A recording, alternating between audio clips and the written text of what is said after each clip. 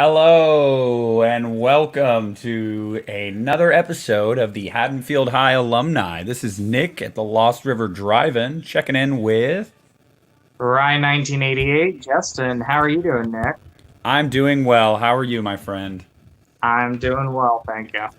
Hey Doing guys, well. we are awaiting Christian, so that's why the box is a little weird at the bottom. He'll be here any minute. He had to work last night, so we're not heckling him too much.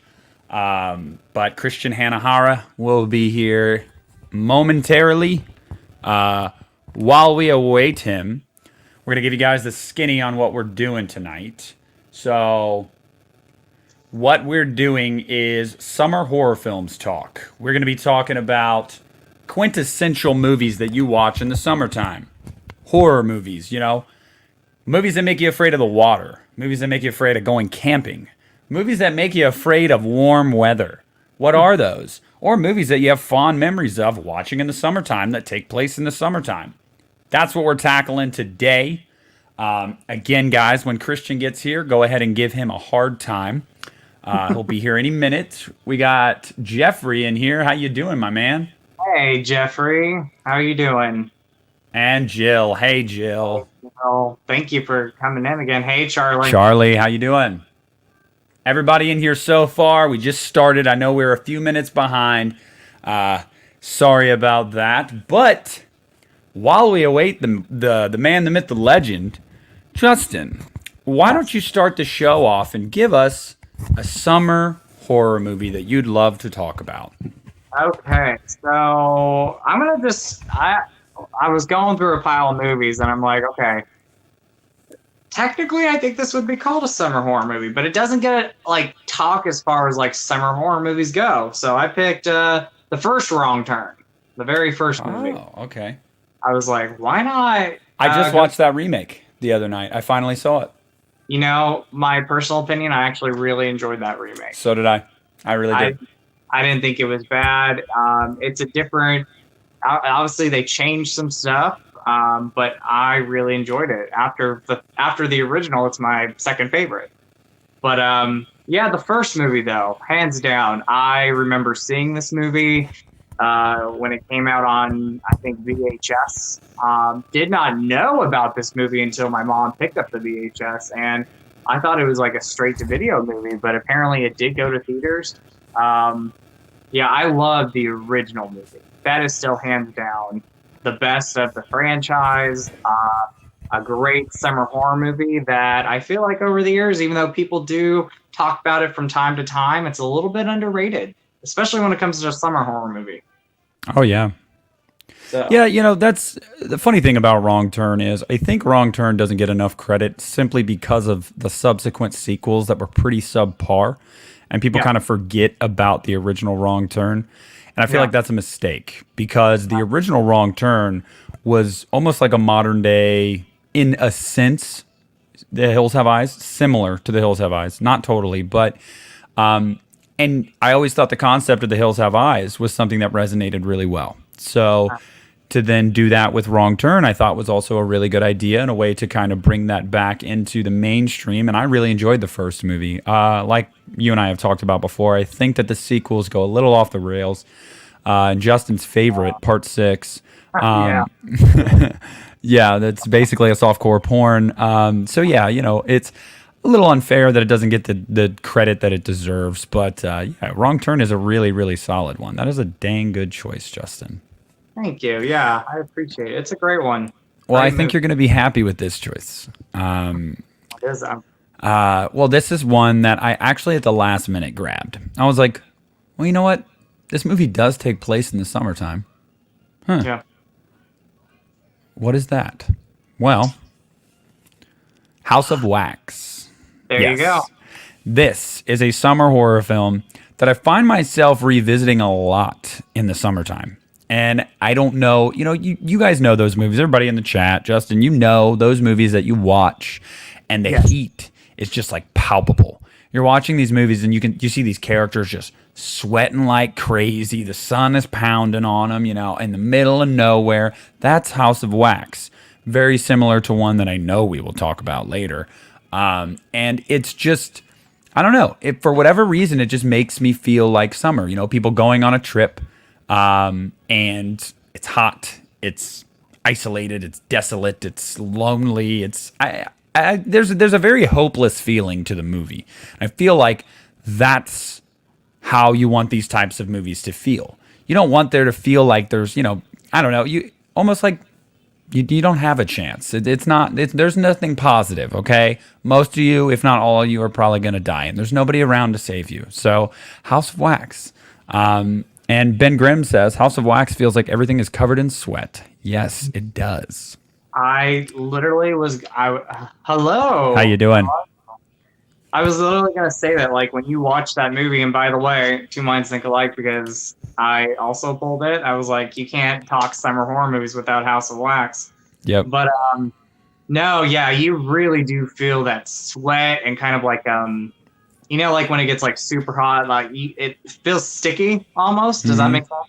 Oh, yeah. Like that sweat, you feel that. And yeah, like again, when you're talking summer horror movies or you're creating a list of movies to watch during the summer, of course, House of Wax has to be on that list.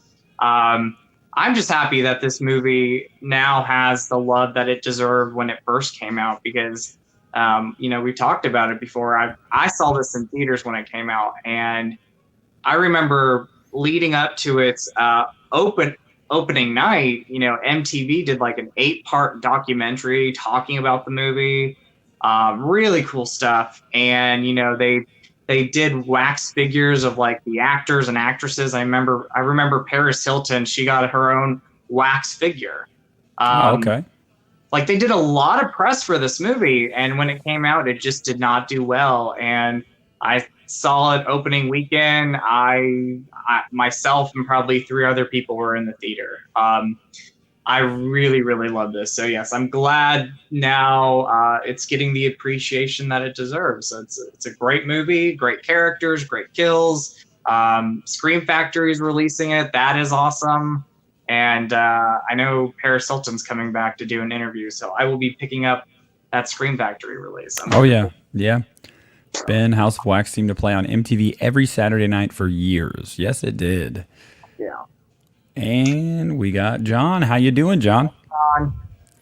All right. So, since that was technically my pick, we're going to go right back to you, Justin. Give us another pick that you got. All right. So, let's see. Let me go through because I got like a nice little stack of stuff. What's up, Stone? Christian Hanna Horror should be here any minute, guys. So we're awaiting the man. Okay, I'm gonna go with this one. This is a good one. Because technically, it's very similar to House of Wax, but this one came out in 1979. That is Tourist Trap. Ooh. Have you seen this one? Yes. Great summer horror movie. That's a little bit of a deep cut. I didn't think about that one. I literally, I remember I made a video a couple weeks ago and I mentioned this, but as I was going through movies tonight, I'm like, I have to mention Tourist Trap. This is a great one. And it's very similar to House of Wax. And, I always talk to some friends and we're like, technically House of Wax, even though it's supposed to be a remake to Vincent Price movie, it's really a remake to Tourist Trap. Similar concept, car breaks down, people kind of come across this old abandoned amusement park in this one, and there's a lot of mannequins there, and there's a killer going around with a mass face. So you said there's a lot of mannequins there. Is Laurie Strode outside shooting them? Do you know? I think she was in the deleted scenes. Oh, okay. Just making sure, because I know she loves to shoot mannequins. So doesn't she? I know. It's a creepy one too, like very eerie slasher movie for 1979. A lot of the effects in the movie, what they were able to do was pretty awesome. And yeah. I did not know this, but this was PG when it came out. It was not R-rated. And when you watch this, you're like, this has to be R-rated. No, it was PG. So, but yeah, I love Tourist Trap. This is such PG. PG. I was like, what?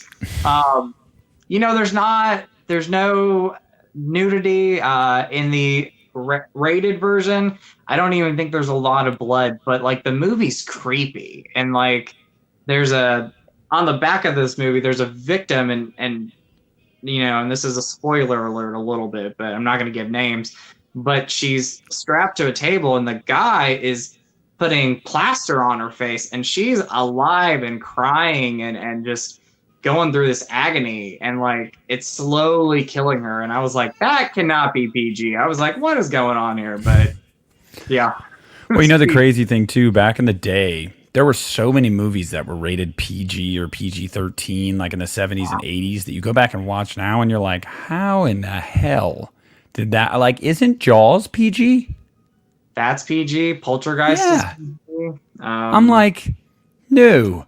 Nowadays, you release a movie like that, you'll be lucky to get PG-13 because you get these movies that get R ratings simply for terror and horror, and disturbing elements. And I always love seeing that. Like with the Conjuring movies, like part of the reason they're rated R, it'll say like disturbing images, terror, horror. I'm like, well, yeah, it's a horror movie.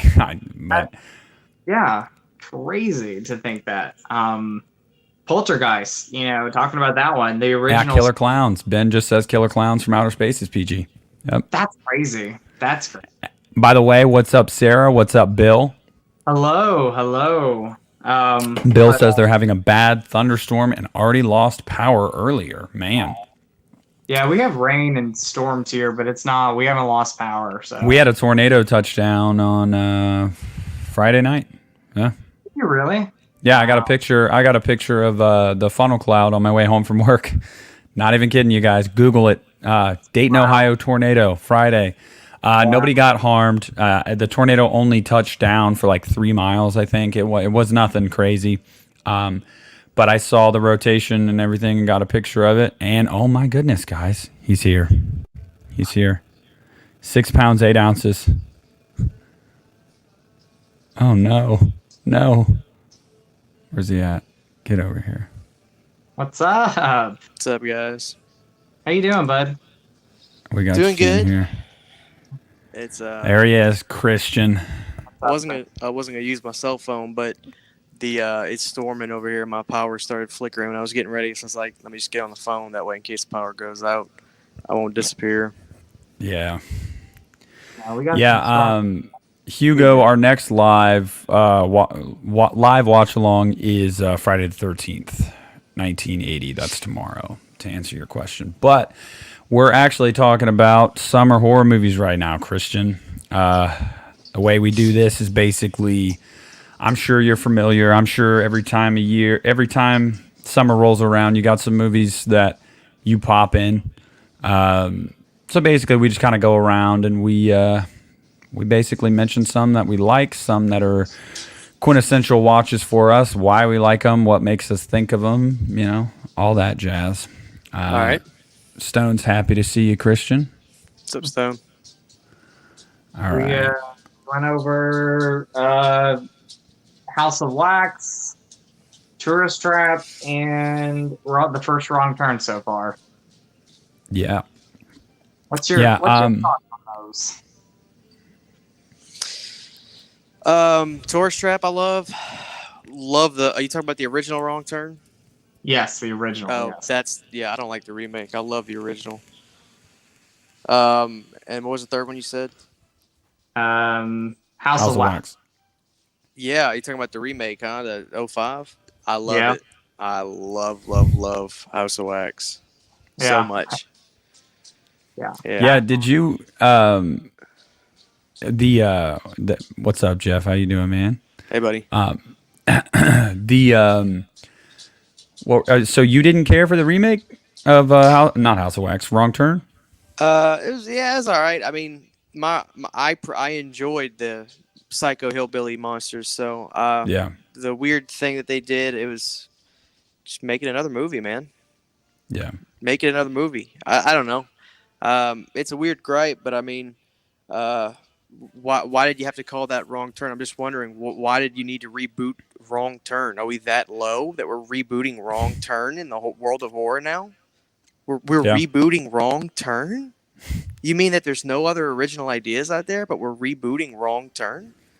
To me, that's really pathetic. Yeah, I mean, I was definitely, I'll admit, I missed the whole mutated cannibal hillbillies too. It got a little weird for me, but I ended up enjoying it. I did, and I feel like it was definitely welcome for me because some of the Wrong Turn movies, as they got going, like, you know, we get to 4, 5, 6, you know, these movies, some of them are pretty bad.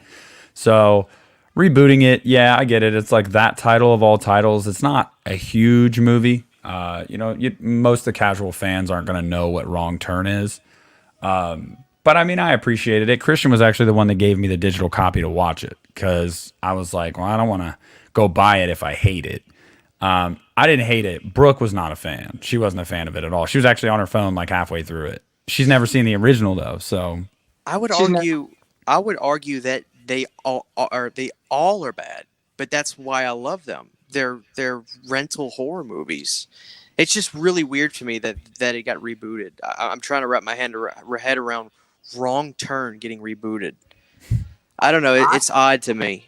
I love Part 2. That's my favorite one because I'm a big Henry Rollins fan, and he was hilarious in Part 2. But they're bad movies to begin with, I think. I don't. It's just weird to me. Can't wrap my head around it. No, I'll say this real quick that with that remake, I personally really enjoyed it, but I was so surprised that I really enjoyed it because I went into the movie like with no thoughts about it. I was like, okay, we'll see how it is. I wish they would have went with the original title and called it Wrong Turn: The Foundation, because just calling it Wrong Turn, you know, like with some remakes in the past, you know, it might confuse people. They might. I have no idea. I think they should have went with The Foundation. But yeah, it was a little misleading. They were definitely trying to capitalize off the title for sure. Yeah, because it got a cult fan base, no doubt about it. And I just think they thought, well, more people will watch this if we call it Wrong Turn than if we call it The Foundation. That's my guess. I don't know, man. I'm just over that kind of. I really am. I'm so over that kind of stuff. Why is horror so expendable? Why is Caddyshack not remade? Why is Dumb and Dumber not remade? Why is you name it, any comedy? Why is it only horror that gets remade? It's really fucking aggravating to me, to be quite honest with you. No, yeah, it is annoying. We talked about this before, Christian, and we haven't. Justin, I haven't really touched on this with you yet, but like, I totally agree with his sentiment because it makes it feel like what do you do? What do these studios and these filmmakers think, that the horror fans are expendable? That horror movies are expendable? That they can just make them just to put them out there and try to make a quick buck and not care about the product that they're putting out there? Meanwhile, you know, you look at some of these movies, like he said, and it's like it's almost kind of degrading to us, honestly. Like, it's like, oh, okay, so horror can be touched, but God forbid someone go back and remake Joe Dirt, which doesn't need a remake. Love that movie, but I'm just saying, you know what I mean? Like, comedy's dead to begin with too, so it's like horror is still one of the most popular genres. Comedy's dead. Can't do anything funny anymore without hurting somebody's feelings. Action adventure stuff comes out once in a blue moon, and they're usually wearing really tight underwear and a cape, which doesn't do it for me. I'm not a superhero fan. Millions of people love it. That's awesome. It's just not for me. So horror is just ripe to get railed that way, I think. It sucks to me. Don't get me wrong. That Wrong Turn movie, it's not a bad movie. It's well made, and I think it was kind of cool at the end of the day. I loved the weird stuff that went on. But why is this called Wrong Turn? I can't. I'm just flabbergasted the whole time. I was like, I'm watching a remake of the Wrong Turn. I just like, have we gotten this low? It's really scary to me. It's appalling to me, quite frankly. I don't mean to get so negative on here, but I'm serious. It's just like Wrong Turn. I live in a world now where Wrong Turn got remade. That's where we're at. That's where we're at right now. Yeah, well, Sarah brings up a good point in the chat. By the way, Jill says hello, Christian. Hello. Sarah says, yet no one has had the balls to remake Jaws, The Exorcist, or Reanimator, and that's a good thing too. Yeah, I mean, it's true. You know, you choose to remake a movie like Wrong Turn. Like, I don't know. I mean, Christian and I talked about a remake to Jaws, and he was like, no, I would never want that in a million years. And I was like, I wouldn't ask for it, but it would make more sense if someone was going to remake something like that, a marketable title like that, as opposed to, like it was also weird with Child's Play, if you think about it, because that main line of Chucky isn't dead. That's still going. And for whatever reason, they were like, well, let's just remake it. And it's like, okay, it's a little confusing. I loved the remake, but again, another example of a movie that's like, does it even need a remake? It's not out of pop culture. It's still happening. So, yeah, I don't know. You were one of those people, right, Justin? You were definitely, when you came into Child's Play, you were kind of weary about it, and then you ended up really enjoying it, right? Yeah, well, when it got announced, I was looking forward to it. I wasn't against it, but I went into the movie. I'm like, let's not, hype this up. Let's go into it and see what they do. And yeah, I overall love that one. I think a remake that, for me at least, I remember when the trailer came out and I wasn't too crazy about it, was the Nightmare on Elm Street remake. I literally saw the trailer, went into the theater, and I was like, this is not going to be good. Let's just see how it is. And I walked out and I was surprised at actually how much I enjoyed that movie. That was a remake that from the beginning I was like, they don't need to remake that one. Leave it alone. And I wound up really enjoying it. Yeah, well, guys, I don't want to get too off the rails. We could talk all day about Wrong Turns remake, but the next one I want to talk about, I think that Christian and you are both going to be fans of this, and you guys need to expand on this more for me, because I'm still having a hard time understanding this movie. I watched it for the first time the other day, and that's Sleepaway Camp. Look, after watching it one time, I can go, okay, this is a summer watch. This is a camp movie, gives you a Friday the 13th vibe, stuff like that too. I also thought it was really weird and kind of cool that it was kids. It wasn't like 18, 19, 20-year-olds. I was like, wow, these are like preteens and teenagers. But, I mean, man, the ending, Justin, we talked about that. Wow. Like, I was... and what they show you too, I'm like, well, holy, all right. It was cool. I love the effects in the movie, especially that POS cook that got what he deserved, although he didn't die.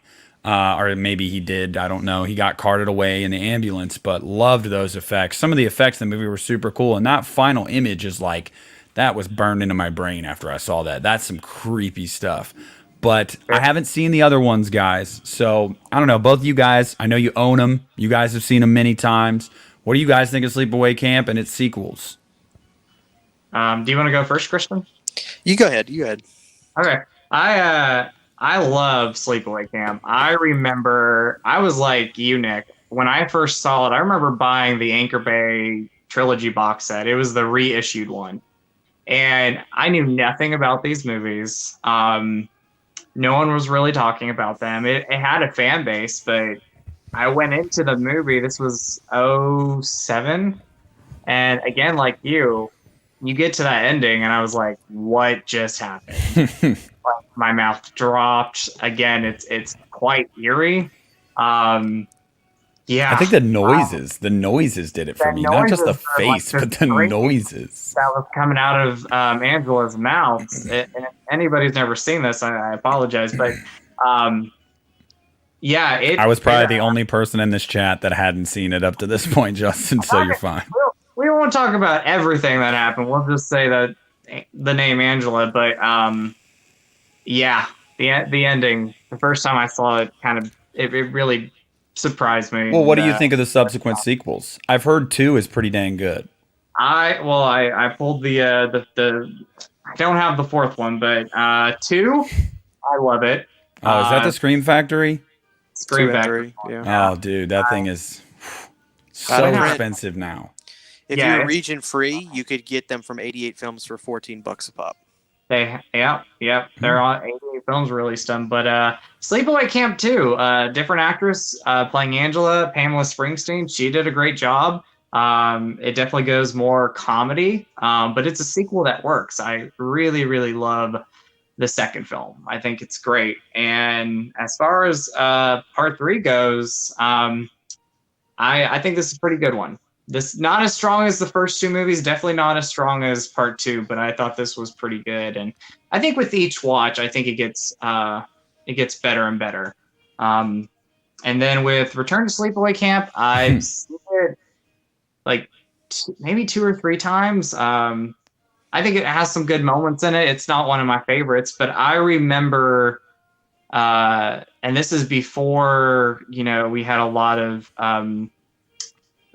when the community was smaller on YouTube, or if you wanted to find out information, you really had to dig deep, because I remember Return to Sleepaway Camp. There was a 9-minute video,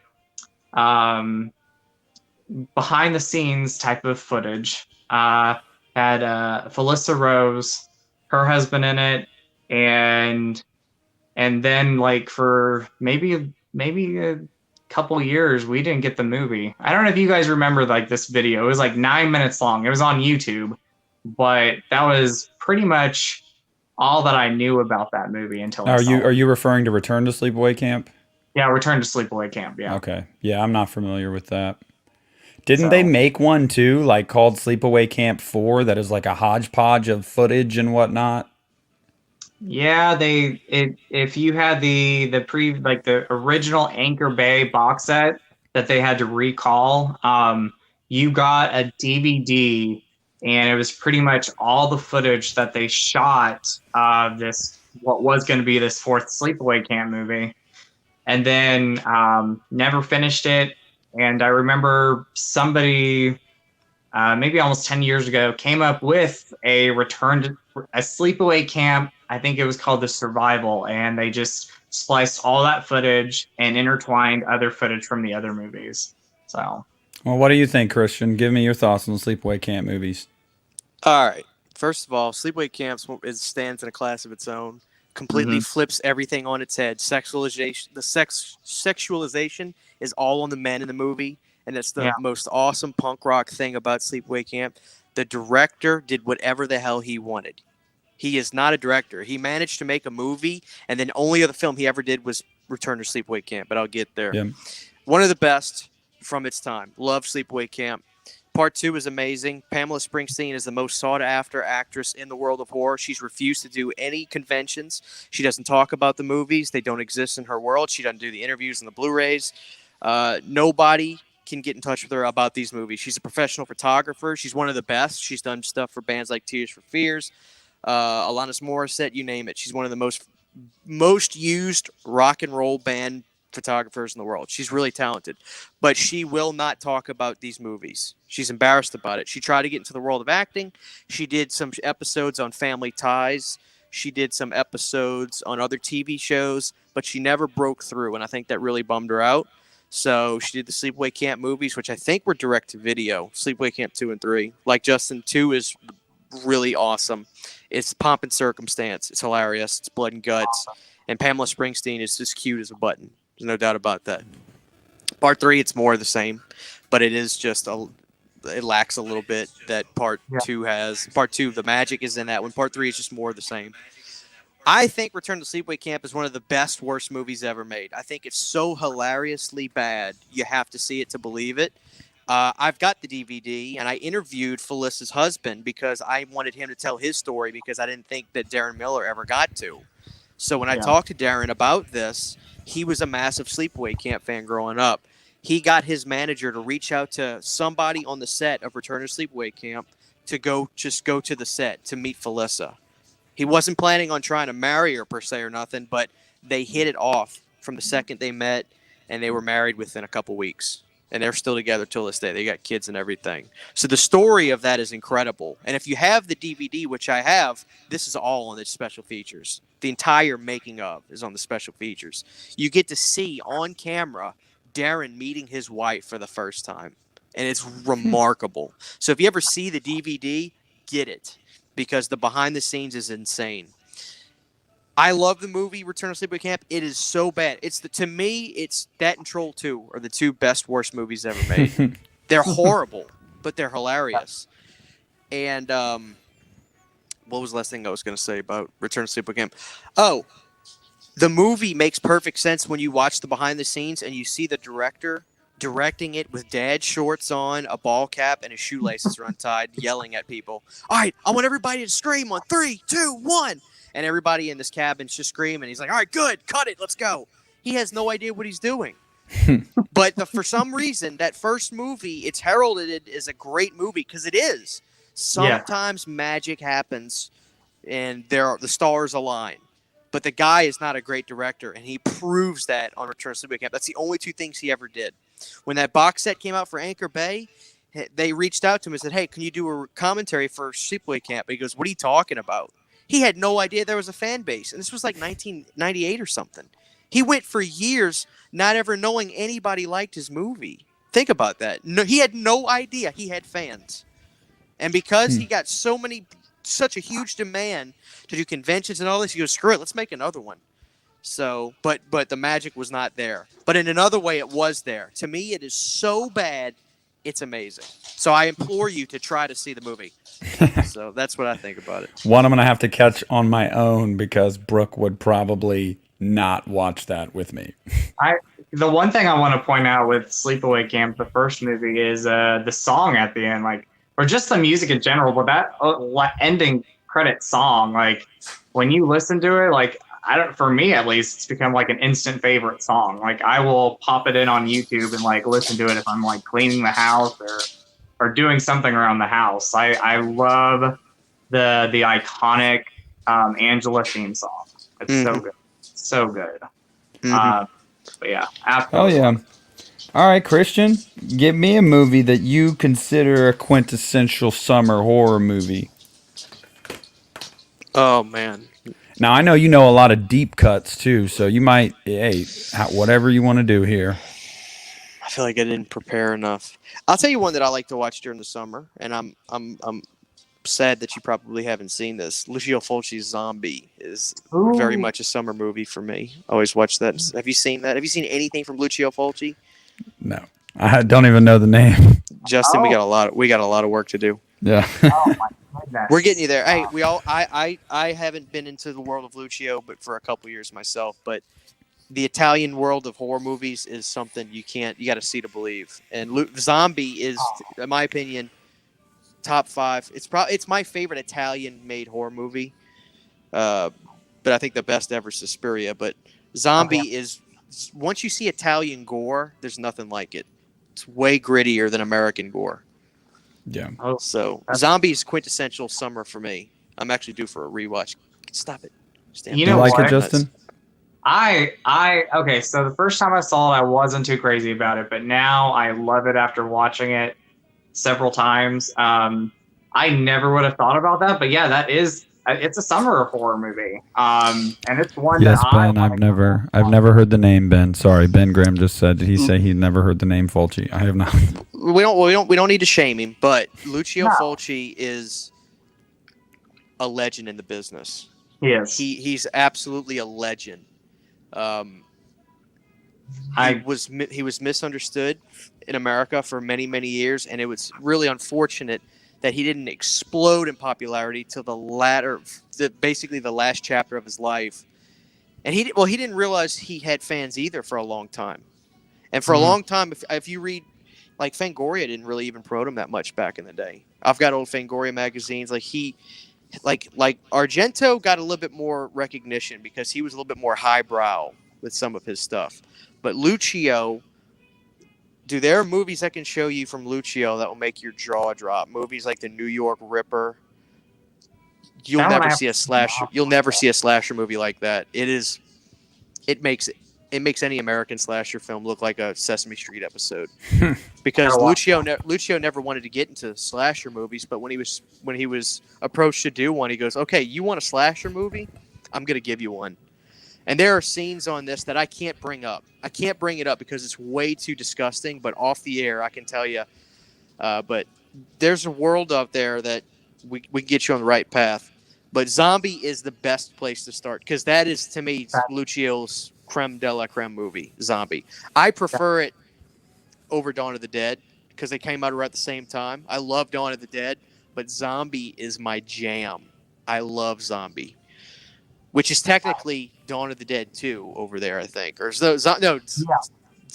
the Dead was called Zombie overseas, and then they called Lucio's movie Zombie 2, which is more, I'm probably just confusing you now, but yeah, we got to make this a priority for you. I'll give you my Shudder information. I think it's on Shudder. I have Shudder. Yeah. You need to watch Zombie. My favorite, real quick, talking about Lucio Fulci, The Beyond is my favorite. Like, after you watch Zombie, watch The Beyond. Like, You're not alone, Justin. There you go. Yeah, I love The Beyond. I actually think Amazing. that's quite creepy. Like, it's an eerie movie. Dude, Justin, when you see the dead bodies come out of the water in reverse in the movie under the pit of the house. Yes. And that was filmed in New Orleans, dude, so I know that bridge, the Causeway Bridge. It's one of the most longest bridges in America. It's horrifying. I hate it. I grew up down there. I had to drive through it all the time to get to Mandeville and Metairie and all that because I was on the south side of Lake Pontchartrain. That bridge was brutal. It just seemed like it never ended. Never ended. It was miserable. So, safe to say, Sarah asked this question. I don't know. Have you guys heard of this? Mario? Mario Bava? Is it a? Are you? Oh, okay. Are you talking about Mario or Lamberto? Are you talking about Mario who demons Mario Bava? Or is that Lamberto? That's Lamberto. Yeah, sorry. Lamberto. Sorry, everybody. I kind of mixed them up, but Lamberto Bava. Yeah, Mario and Lamberto Bava. Mario. She says Mario. Okay.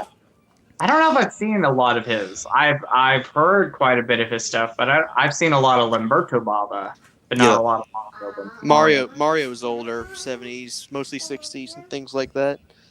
But Lamberto's obviously synonymous with the Demons films. All right, Justin, you got another one? Summer horror? Okay, so, obviously, Jaws is a classic. I love it. I love Jaws 2. Oh, he's doing it. You're about to do it. It's not Jaws the Revenge, even though you know what? If I get hate for it, I do like Jaws the Revenge for its bad. I do too. Do you? Okay, I'm glad I'm not alone because I love all the Jaws films, man. Yeah, they're all enjoyable. 3 and 4 are hilarious. Actually, 3, I don't know. 3 is not a bad movie. I think it's actually pretty damn good. I do too. I love Jaws 3. I love Jaws 3. In fact, overall, love the franchise. This is a franchise where I don't think any of them are bad, and I can either love or enjoy them. But I love Jaws 3. This is one that I remember on TV watching bits and pieces of it. And at the time, as a kid, I did not know this was a Jaws movie. The one thing I remember after rewatching it, like over a decade later, was the fact that this took place in SeaWorld. And I love that setting. Me too. Absolutely love it. Yeah. And I love, they're campy, but I love the 3D effects. Absolutely love those 3D effects in the movie. Yeah. Yeah. It's so much fun. It's such a great one. Like, I love this movie. I love Jaws 3. Me too. So, yeah. You've got the normal Quaid brother in this one. Well, relatively normal. Yeah, we don't talk about Randy Quaid anymore. Dennis Quaid, Leah Thompson, one of her early movies. Yeah, so. I mean, you can't hate anything that's got Lorraine in it, man. You know, the funny thing about that movie is, as a kid, I always enjoyed it, especially because of the SeaWorld premise. Like, I don't know why, I just always really enjoyed it. And as I got older, I started to realize that a lot of people in the horror community hate it. And, like, it's one of those movies where we've all talked about this multiple times before. One of those movies where you're afraid to almost admit you like it sometimes because so many people hate it. And I don't get it. I mean, I guess I get it because people are like, well, Jaws is fantastic. Jaws 2 is a really good sequel. And then people feel like the quality really dropped off. I mean, how many times do you get to a third movie? Yeah, they can't see you, William, but I'll tell them you said hi. I don't know what it is. I don't know why so many people hate it so much. Can any of you guys elaborate on why you think people hate it? Because that's what's popular nowadays. People want to hate things. Simple as that. Yeah, no, people want to hate everything. I'm with Christian on that. No, I never got the hate for Jaws 3D, and I never really got the hate for Jaws: The Revenge. I know it's campy, but it's not terrible. Like I've seen far worse fourth movies in a series than Jaws: The Revenge. I promise you that. Well, I mean, let's hold on for a second. Okay. The movie is based around this woman thinking the shark.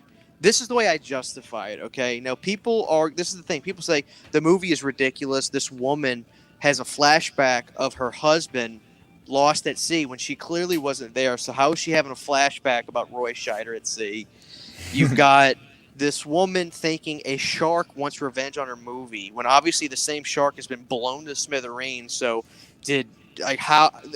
it's ludicrous in a sense, but I justify the movie as the woman is going senile and she's just trying to justify her family got killed, like her son got bitten by a shark, and she's just losing her mind. That's the way I justify that character. But remember, she was married to somebody very powerful at Universal. That movie was a gift to her to star in another film. I don't know that a lot of people know that. That movie was a gift for her to start another movie from her husband. So that's why it's not exactly sound, but I love Jaws 4. See, I'm glad you're a fan of it too, though, because I always thought I was alone in that. Like, I really don't hear too many people either really enjoy or love Jaws 4, but I really enjoy it. I actually think the opening when the son is killed is quite creepy. The way it's directed, it's so creepy. The one thing that I always hear is how did the shark swim all the way to the Bahamas? I'm like, well, expand your beliefs. Like, you got to expand your beliefs on that. See, that's the problem. See, that's your problem right there, Justin, is because a lot of people, I mean, they don't have time for that kind of stuff. We're not exactly the average Joe that like these kinds of movies. You know what I mean? Like, Jaws is a seamless, perfect movie. Yeah. It's condensed. It's one spot. It makes sense. These kinds of movies, like, I'm with you. There's so much merit to them, and I enjoy them. But like I said, a lot of people, like, if it's a missing puzzle piece or it doesn't fit exactly right, oh, it sucks. It's terrible. And they have every right to think that, but I have every right to think, I have my own right to say, I don't care. It's so entertaining to me, and there's nothing wrong with that. Very entertaining. You know? Well, you guys are a lot alike in that way. Justin is very, very positive, and like he'll find the merit in any film. And Christian's the same way. Like, Christian may watch a movie and be like, dude, that movie's terrible. But he'll walk away from it and be like, but I loved it because it was so bad. Whereas, like, sometimes I can be a little more cynical, and I'm not a cynical person. But, like, both of you guys are very similar in that way of, like, yeah, it's bad, but I love it. Like, a microcosm of that is just what, in a nutshell, when Christian says, Return to Sleepaway Camp is one of the two worst horror movies. Like, I don't know if you said horror movies, but, well, yeah, one of the two worst movies you'd seen, and you love it. But it's entertaining. That's a very powerful thing, though. It's entertaining. If I'm bored, I'm not going to rewatch something or be big on it. You know? Yeah. I feel like I'm more critical on newer movies now. For instance, my problems with Conjuring 3, is it well made? You damn right it's well made. But that mystique, that fog rolling over the film that kind of James Wan had, that movie made me realize how talented James is in making everything scary. Just walking up the stairs creepy. So I missed James Wan, and I felt his absence in the third one, but I don't think it's a bad made film. No, and the crazy thing about that movie is, Brooke, we walked out of the theater, and I saw it with my two brothers and Brooke, and I go, okay, it wasn't bad. I enjoyed it. My brother Blake was like, it's probably my least favorite, but I liked it. My brother Landon said the same thing, and then Brooke goes, I don't know what you guys are talking about. That was my favorite. I was like, really? You never know. I didn't find it scary. But the reason she said she liked it so much is because she felt like it had one of the more interesting stories. And I will say the story's solid as hell. I mean, it is a solid story, but it's not scary. It didn't scare me at all. The only scene that I was kind of like a little creeped out about was in the hospital, in the prison, when the bucket gets like pulled and then he stands up and there's that demon thing on his head, like laughing. That's the only part that I was like, oh, that's creepy. But everything else was just predictable. Yeah. Well, I will say this. I want to do a ranking of the Conjuring universe because I'm a sucker for even like the ones that are considered like bad movies. Annabelle. I'll tell you the two best ones after Justin finishes. I'll tell you. I will say this, and this was tough for me, and I'll probably go back and forth. I think the first Conjuring movie is like hands down the best of that universe and the best of the Conjuring. I love The Conjuring. And I might have some. I think Conjuring 3 is slightly better than Conjuring 2. Now Justin, that's fine. I'm gonna say this though. I think I think James Wan should have directed the movie though, because even though I do like Conjuring 3 slightly better, probably one of the faults with the movie is that James Wan didn't direct the third movie. He should have directed it. It should have been his trilogy of movies that he directed, and didn't do that. I'll tell you the two best ones right now. I'll tell you the two best ones, and to me, it's no question. The best one to me is Annabelle Creation. Okay. The second best, because first Annabelle is so run of the mill, it's not even funny. Mm-hmm. The third one is pretty good. The second one is leaps and bounds better than 1 and 2. And Conjuring 2, I think, is the second best one. I love Conjuring 2. My favorite's The Conjuring 2, The Conjuring, and then Annabelle Creation. Those are my top 3. Conjuring would be my third, too. I can't think. The only one I don't dislike any of them. I remember the problem with the Nun. All right, that character had a lot of hype because everybody's like, "Oh, that's scary. That's cool." Because it's so cut the crap out, bastards. That movie had a lot of. I mean, that character has so much going for it. It's a religious character that's sadistic looking, so that it's like. It's genius, right? And I just think that no movie was gonna match what you saw in those moments from before. I really don't think so. It wasn't gonna meet everybody's expectations, and it didn't. Everybody said they hate the Nun. They hate it. I don't particularly hate it. I certainly don't rewatch it a whole lot. But The Conjuring 2 is so amazing because James Wan played with every expectation you had. I had no idea where that film was going. One of the best theater experiences I had. I loved The Conjuring. When that weird dude showed up that looked like he was from a Tim Burton film, I said to myself, I'm not running this train. He is. Because I have no idea where he's going. And that was awesome to me. The funny thing you mentioned that. Last Monday, Justin, when we were doing our stream, my son had a show on. And he watches this show. If anyone has kids, it's called Little Baby Bum. It's so dumb. But it's all songs. And I'm sitting in here and we're talking and I hear, there was a crooked man. I was like, what? Like, what? And after our stream, I went back and I was like, dude, it's literally like a kid's nursery rhyme. Like, and I'm like, you kids have no idea. Like, you have no idea. You don't know.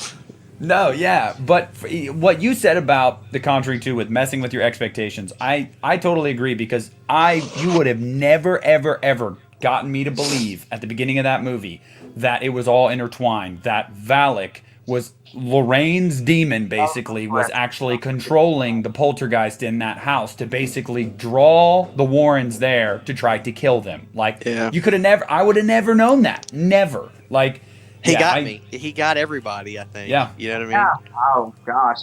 Now, I'm going to say my top 3, and they are very close, is Conjuring, my favorite.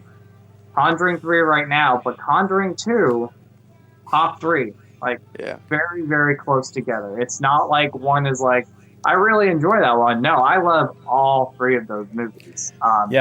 Hey, experiences. I hope those they are all continue. Summer movies, by the way. Yeah. I mean, I watch Somebody said in the comments, "Are we just going to talk about The Conjuring now?" And I'm like, "Well, they all during came the summer. I swear to God, they all came out in the summer." So, sports. But great conversation of the conversation. Yeah, well, we had a question in the comments, and guys, there's a lot going on in the comments right now. I'm seeing every one of them that I can. Appreciate the input. Keep it going. Taylor Johnson wants to know, and I already know my answer to this. He says, best, worst summer horror movie that you can think of, and for me, without a doubt, it's Piranha 3 Double D, because that movie is so dumb, but it's so fun, so fun. I mean, like. At a water park? Like, the premise in and of itself is dumb, but I think it's fun. I think it's fun as hell. That's a great one. I'm going to, because I'm not crazy about that one. Would this be... Yeah, it's not great. I would say, and I don't know if it's a summer horror movie. I'm going to say Texas Chainsaw: The Next Generation. I love the movie.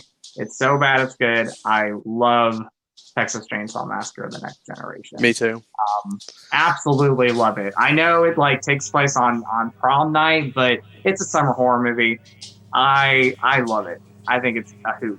So that was the first Texas Chainsaw Massacre movie I saw late night on HBO. I was like, what am I watching? But I love it. I love it for what it is.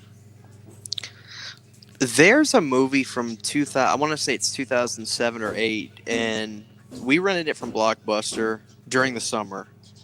So I can't really tell you if it's a summer movie or not, but it certainly gives me summer vibes to think about it. It's called Black Sheep, all right? And it's this movie about sheep that are like zombified, and there's thousands of them in like some big farm. And the tagline on the DVD, it was from not Dimension. It was like some kind of like horror DVD label from like that was really prominent in the 2000s. If you saw it, you'd know. Extreme Dimension. All right. Oh, hell yeah. And the tagline when we were at Blockbuster, my dad says, "Christian, look at this." Knock and it said, "There are 1,000 sheep in Ireland, and they're all pissed," or something like that. So we loved it. That was a really great bad movie. It's called Black Sheep. I want to revisit that. It's been years, but I loved that movie. So yeah. I didn't want to say Return to Sleepaway Camp again or something like that. That Black Sheep, I've heard of it. I need to watch that one now. Yeah, I was going to say, Justin, you managed a video store. Do you remember it? Did you? I don't know. Is that a movie? By it, you know. I don't remember that one, but I think I remember going to Movie Gallery, like going through the aisles of movies. I think they had it. I need to see it, but we did not have that. But we did have some horror movies that I'm like, I can't believe we have this stuff. Like I was proud. Again, we talked about the Jaws movies. We had all 4 of those. I was like, yes, all 4 Jaws movies, and I love that. There were some great ones that we had, though. We had some great ones. Dude, I got a sick tank top today at Walmart. We were there for groceries, and I saw it was $7 I had to buy it. It's a Jaws tank top, and it's just... Have you seen it with the girl swimming on the front, and it says Jaws, and then it's a shark all up the back? Yeah. Dude, I bought it. It was $7. I was like, I'm buying this. Like, I got to buy it. I found... Walmart can carry some great stuff, because I found a Scream t-shirt, which I love, and I found an Exorcist t-shirt, and I was like, mine. I gotta grab them. Yeah. So Taylor Johnson wants to know if I have not seen this, but he wants to know if either one of you guys have seen All the Boys Love Mandy Lane. Love it. No, I haven't seen that. I love it. That's a great summer horror movie. I didn't bring that one. I'm glad he brought it up. I'm glad they brought it up. I love All the Boys Love Mandy Lane. I remember that movie. It took some years for it to come out. You had to, if you wanted to get the movie, you had to get the overseas Blu-ray or overseas DVD.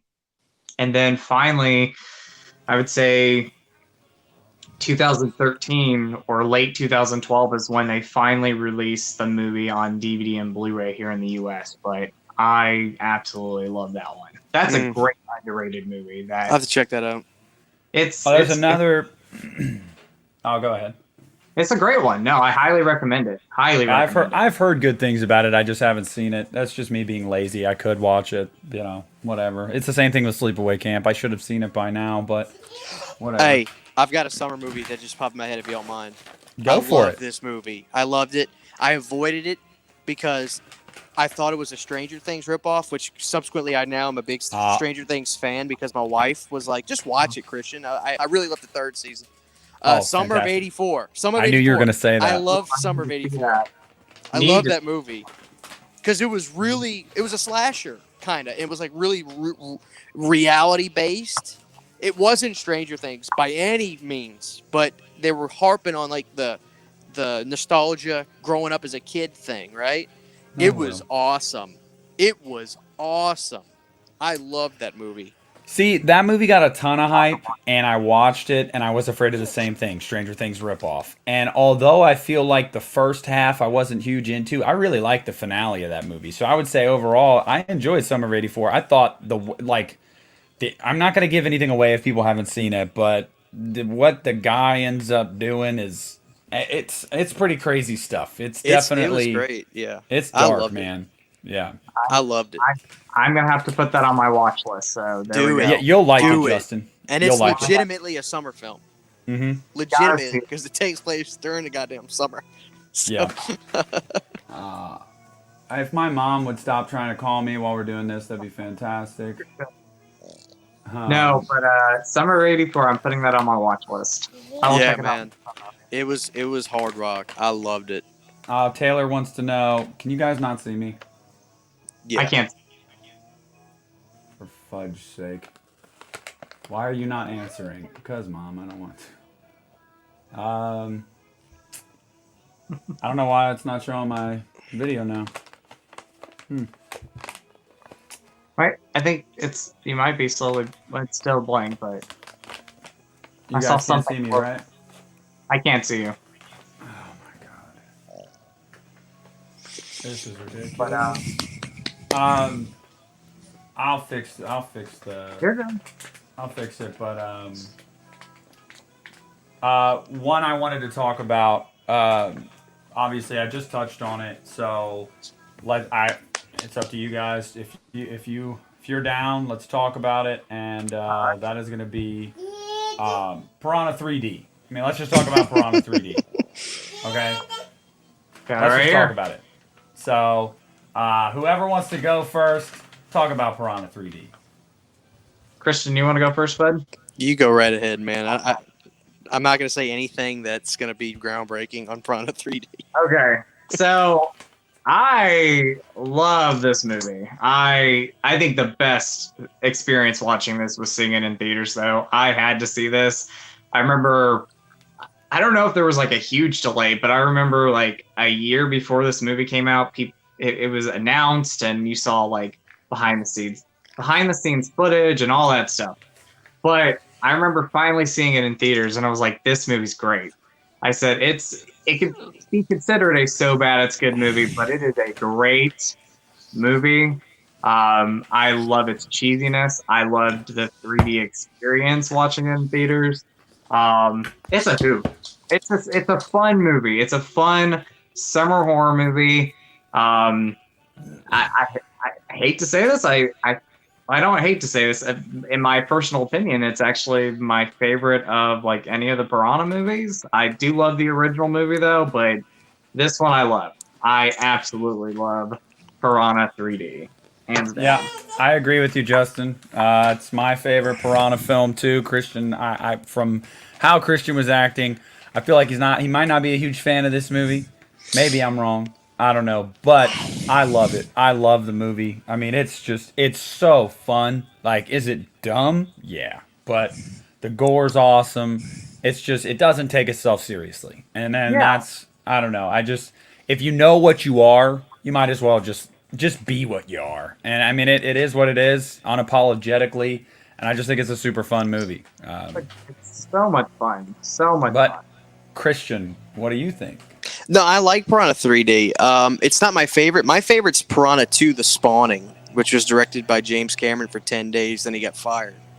But it stars Lance Henriksen, and it's actually a pretty damn good little movie about a movie about flying piranha.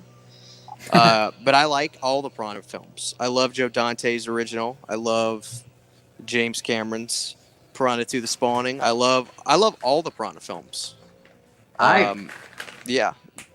Piranha 2: The Spawning, Christian, you rock, because I love Piranha 2: The Spawning. That is a super fun movie, and I think it's a great, creature, if you want to call it creature feature. I don't know what category you would put it under, but I love Piranha 2: The Spawning. That is a great movie. It's actually for the subject matter. I was like, why is this movie like it tackles it pretty seriously? It's actually a pretty damn good little movie. I love it. I love Piranha 2. That's my favorite. I do too. It's not my favorite, but I love it. I'm glad to hear you love that one. Hell yeah. Flying piranhas, you can't go wrong there. It's a great movie. It's great. It's so much fun. Absolutely. But yeah, Piranha 3D, that's my favorite, but I need to give Piranha 3DD another watch at some point. That one I'm not too crazy about, but I do love the original. I love the Spawning, and I love 3D. Mm. Absolutely.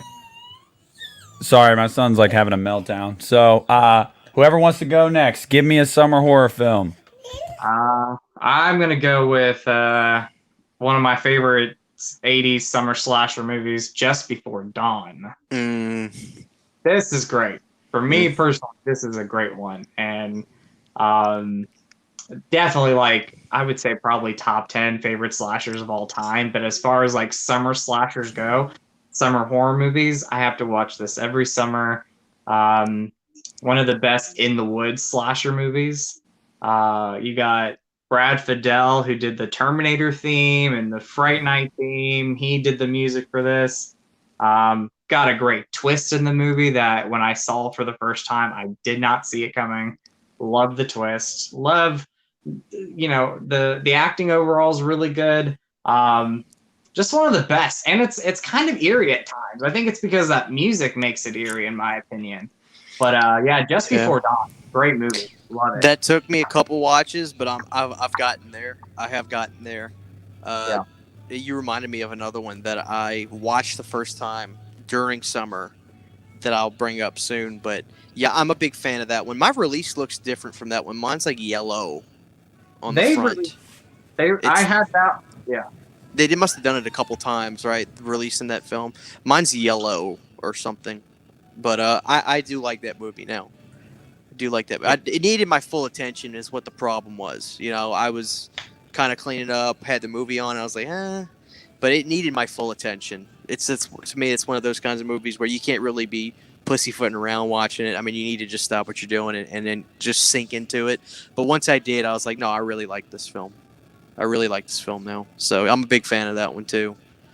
Yeah, I'm glad to hear that. Yeah, it's a great one. It is a great one. Yeah, this one they released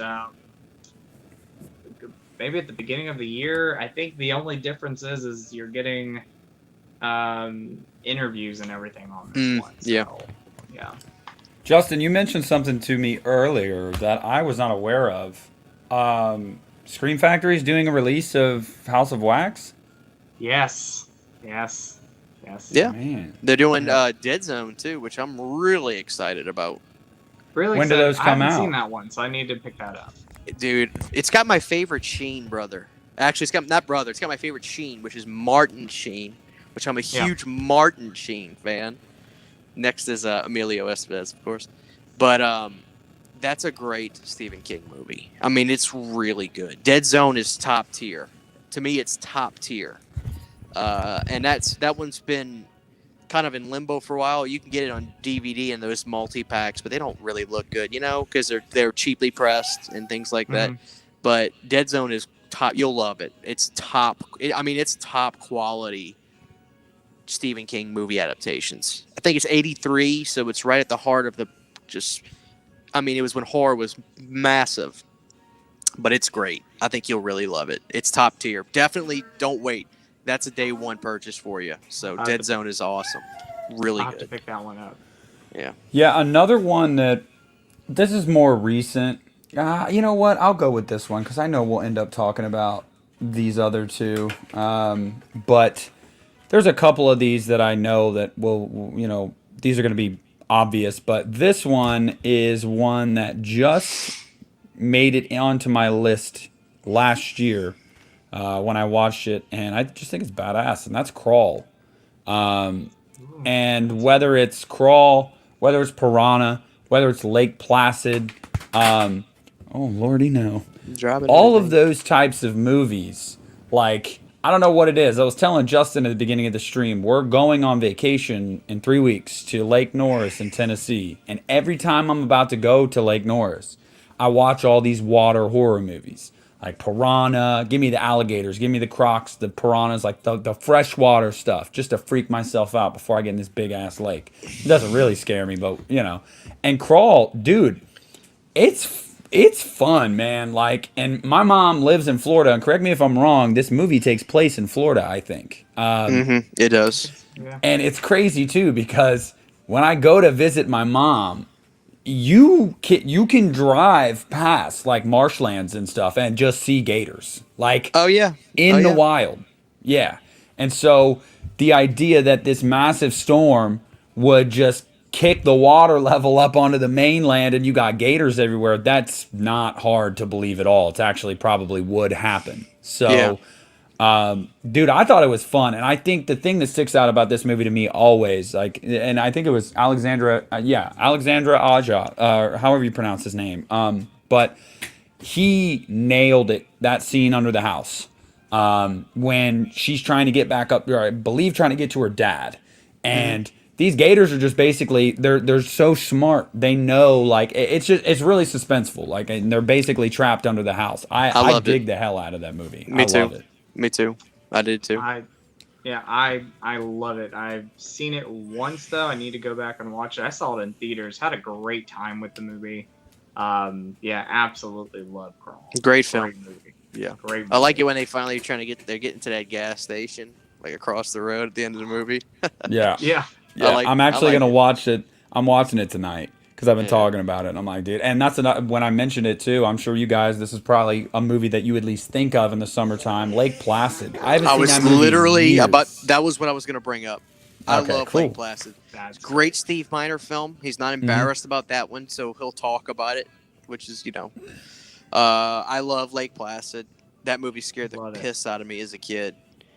Half me too. CGI, but there are practical stuff too. When you see that shot of the guy from Ready to Rumble, I will rule you, that guy in the water, and then you see the aerial shot of the gator next to him, and it looks like it's 1,000,000 feet long. Oh my god. Yeah, that movie is so 90s because of its cast. That cast, the people in that movie were all upper echelon actors during that period, and then after that era went away, they stopped being that time. That movie is so 90s, it's not even funny. It's not even funny how 90s Lake Placid is. I love that movie. And you go back and watch it now, and you're like, dude, the size of that gator is ridiculous. But that's part of why it's so awesome, because you're like, this thing is amazing. Huge. You would never see a gator this big, but yeah, I love the movie too. And I do too.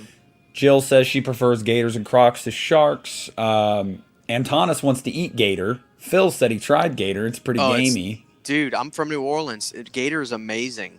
Never had it. Fried gator and tater tots, dude, you can't beat it. Cannot beat it. Fried gator is amazing. If you ever get the chance to try it, try it. Try it. You ever had gator, Justin? I have never had it, but I will have to try fried gator. So, all right, Justin, give me another movie.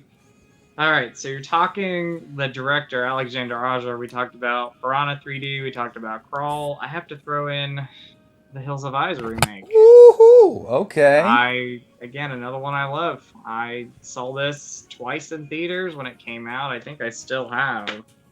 I do. I still have the movie tickets right there. Wow. Was that 06? 06. Yeah. Wow. Crazy to think it's 06, but yeah. This is such a great, this is a great example of a remake done right. I love they stuck to the premise of the original concept and idea that Wes Craven did, but did their own thing. And, I love the original Wes Craven movie. This is my favorite, though, out of the Hills Have Eyes films. Any of them. I think it's a pretty common opinion to say that's one of the better remakes, is The Hills Have Eyes. I think that's a pretty acceptable thing to say. Top 3 for me. Top 3 as far as remakes go. I absolutely love this movie. So it's a great one. What I think that movie did right was during that period we were pushing the boundaries of gore. And that movie really harped on that, I think, very well. And because if you look back, I mean, look at the early 2000s when movies like Saw and the Texas Chainsaw remake and Hostel came out. The 2000s were all about gore and pushing that boundary. And I think that movie was right in the crux of that and did it very, very well. I'm with you. I'm a Wes Craven fan. Big Wes Craven fan, and not just because of Elm Street, obviously, and not because of Scream. I think some of his other stuff he's done. I champion Serpent and the Rainbow is one of the better films from the 80s that not enough people have seen. But Hills Have Eyes is a classic. What Wes did in the 70s is so powerful, and it was so that gritty 70s look and feel. Wes was right there in the midst of all that, but that remake is money, so I actually do prefer that remake as well. I'm also a fan, and this is an unpopular opinion. I'm a fan of Wes Craven's The Hills of Eyes Part 2. I know he did it for a paycheck, but I think love it's it. a hoot. I think it's great. I think it's a great Hilarious. sequel. Yeah, it's a I hoot. can't dislike anything with what's his face. Who's Michael the actor? Berryman? Michael. I don't think I've ever seen anything with Michael Berryman and not loved it. You can't not love anything with Michael Berryman in it. Just can't do it.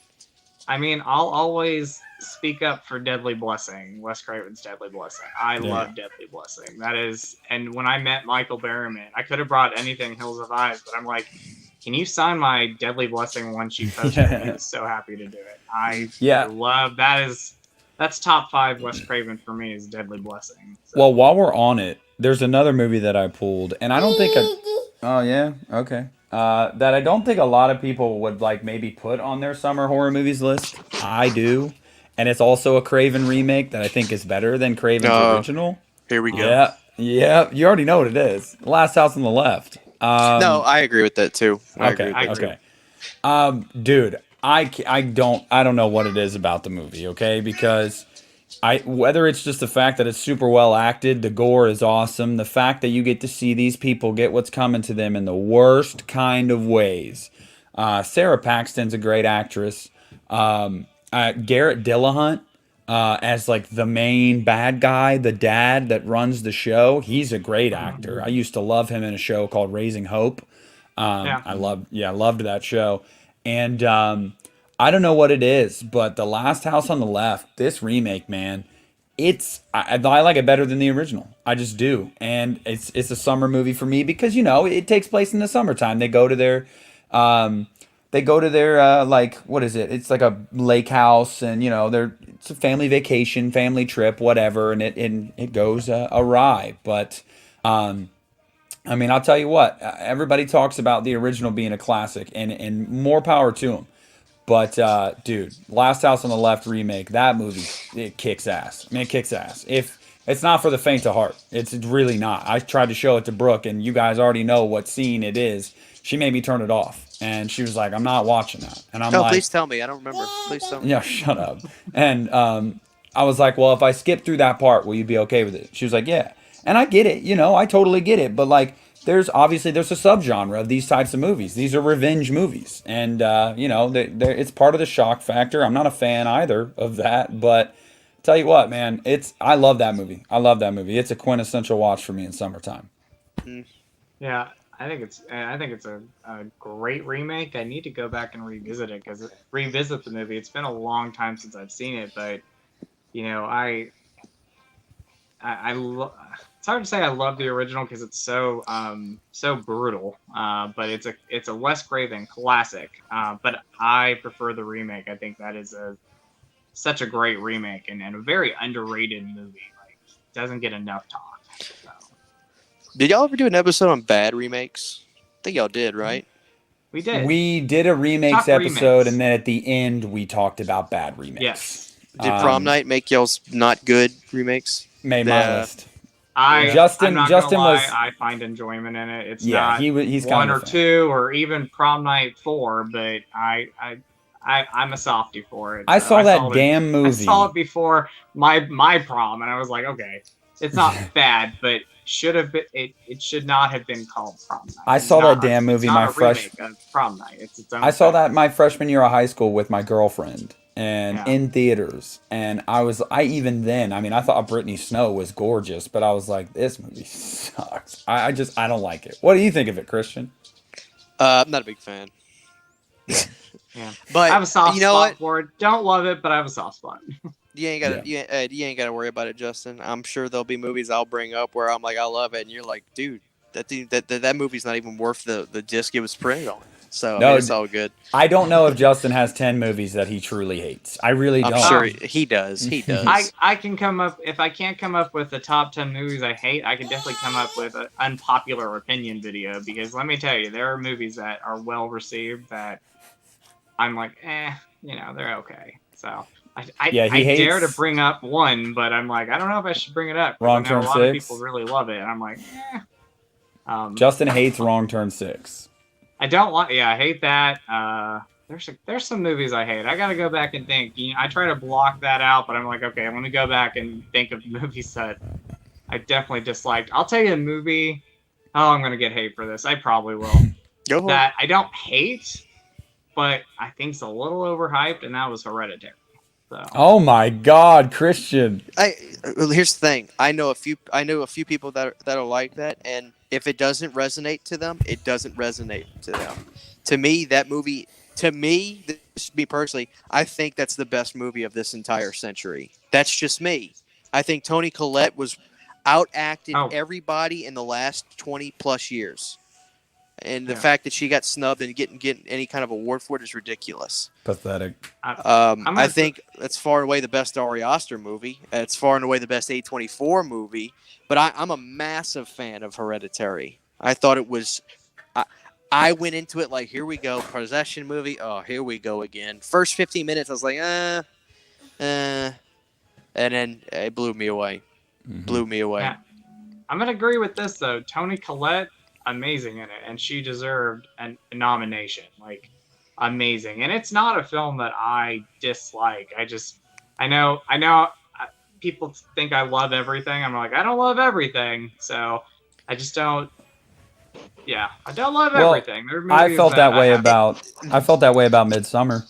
I went into Hereditary like, oh, this movie is getting so hyped up. I'm probably not going to like it because of all the hype. And I loved Hereditary. Loved it. And then Midsommar was the same way. And it was actually the reason that I watched Midsommar. I was like, all right, this guy can direct. Maybe this will be as good as people say because Hereditary was. No, I was really bummed with Midsommar. I don't know if I'll ever revisit that movie, honestly. You know, it's funny. I did revisit Midsommar probably about a month ago, and I actually enjoyed it a lot more than I initially did. I think it still is a little long, but I like the contrast of how it's the brightest movie he's ever made as opposed to Hereditary being like the darkest visually. The whole movie's dark, but it matches the mood of that film. But I like Midsommar. I do think it's a little long, though. So I've never had any desire to watch the director's cut because that means it's just even longer. Oh, we watched the director's cut. It's like 3.5 hours, I think. Something like it's just too long. I don't care. Give me an hour and 20 and let me go home. Like, that's me. That's me. See, I'm opposite. See, I like Hereditary, but I love Midsommar. So opposite there. I went into that thinking, okay, I liked Hereditary. I'm not sure how I'm going to feel about the second movie, and I loved it. So, well, Justin, you know that the argument for Midsommar, and I'm trying to wrap my head around this. Again, my opinion is no better than anybody else's, but a lot of people called Midsommar style without substance, and I said, what do you mean no substance? It's a dark fairy tale about a woman who's looking to be around people who care about her, and she found it in the most bizarre way imaginable. Exactly. Am I putting that in there, or am I wrong? Because to me, that is every bit of substance in the world.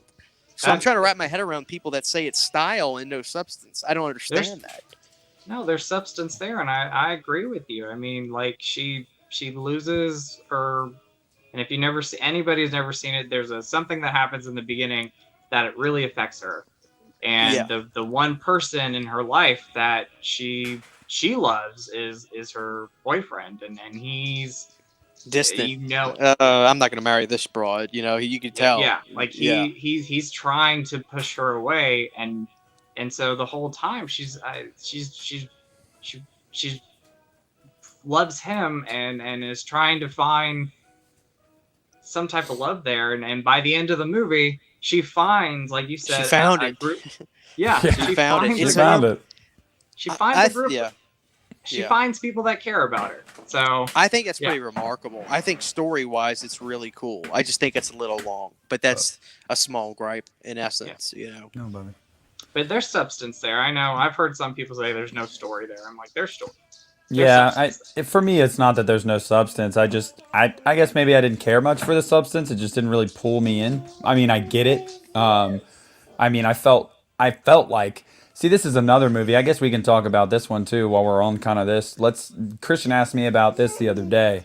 Let's talk about some of these modern horror movies. I guess they came out in the summer. We'll just say summer horror movies that maybe get a little overhyped, and maybe for good or bad reason. Jordan Peele. I loved Get Out. I didn't care for Us. I know a lot of people that are the opposite. And I know a lot of people had complaints with Get Out because its social commentary was really on the nose. And it definitely is. I mean, it definitely is. They don't even try to hide that it's on the nose. That's what it's about. And, you know, that's not necessarily the reason why I liked the movie. It definitely just kind of threw me for a loop. Definitely subverted my expectations quite a bit. Whereas I felt like Us was just really straightforward, and that's not necessarily a bad thing. But it's like, you know, everybody has a doppelganger. They live underground. They were awaiting their chance to, you know, come up here and basically take over your life. I mean, I don't know. I just wasn't a big fan of Us, but I loved Get Out. So I don't know, Christian. Why don't you and Justin, you guys expand on those two movies? What you think of them and why? Go ahead, Justin. Do you want to go? Yeah, do you want to go first, Christian? No, you go ahead. Go ahead. Okay. I'm with you. See, I love Get Out. I still love that movie. I've seen it 3 times, and it my opinion doesn't change on it. I love the movie. Us, when I first saw it in theaters, I didn't care for it too much. And I remember I did post a review, and some people were really shocked that I did not like this movie. I said it's a fine movie, it's a good movie, but I didn't love it. Us has grown on me. I don't know if I would say I love it, but I definitely enjoy it I enjoy it more each time I watch it. But I'm more of a fan of Get Out, and I love it. No, you can't listen to Eminem, buddy. You're a little young for that. Curtain call. I'm trying to remember. For the record, I love Us. I was highly entertained by Us. That was a great watch. I had a blast watching it. To me, it was on the nose, straightforward. I knew what I was within 15 minutes. I understood what was going on, and I was like, okay, let's just be entertained. And I thought it was really entertaining, a suspenseful movie. They're having to run away from these people. I thought that was really cool. Get Out, I didn't think was bad. But here's the thing. I'm a huge Key and Peele fan, and I love Jordan Peele. I think he is hilarious. One of the funniest guys. I do think that he got the biggest push from the media and everything. And naturally, I was not going to... Naturally, I was thinking to myself, is this movie going to be that great? And a lot of people love Get Out, and I like it. But... you know, for a long time, I was scared to really be like, is it really that great? Because I'm a white man talking about a black man's movie in 2020, you know, and it's kind of hard to talk about that kind of stuff. Mind you, I'm a massive Jordan Peele fan. I loved his Us. To me, that was my kind. When he had the house going and it was the F the Police song. Oh, dude, yes. The contrast of that was amazing. I was Love so that entertained. So I'm a big Us fan. I think Get Out is just pretty good. That's just me. I can't wait to see what he does next. I'm really bummed out that he's already taken the producer route for this Candyman. It's called Jordan Peele's Candyman. He's not even directing it. No, Jordan, you're 2 movies deep, brother. Let's go. This is crunch time. Why are you producing? Okay, they're using your name for this. I get it. This is Hollywood. Nobody knows the director's name. I couldn't even tell you the director's name of Candyman right now. Whatever. My point exactly. Who is she? Who is that? Yeah. But Jordan Peele really bummed me out that he's going this producer route. I'm not interested in this Candyman so much as I'm interested in what Jordan Peele directs next. Don't get me wrong, I'm going to see Candyman. Better for worse, I'm going to see Candyman. I have no idea what to expect. But I want to see more from Jordan. I think he directs very well. The dude is not a novice. Just the subject matter of Get Us was way more entertaining to me than Get Out. So that's just me.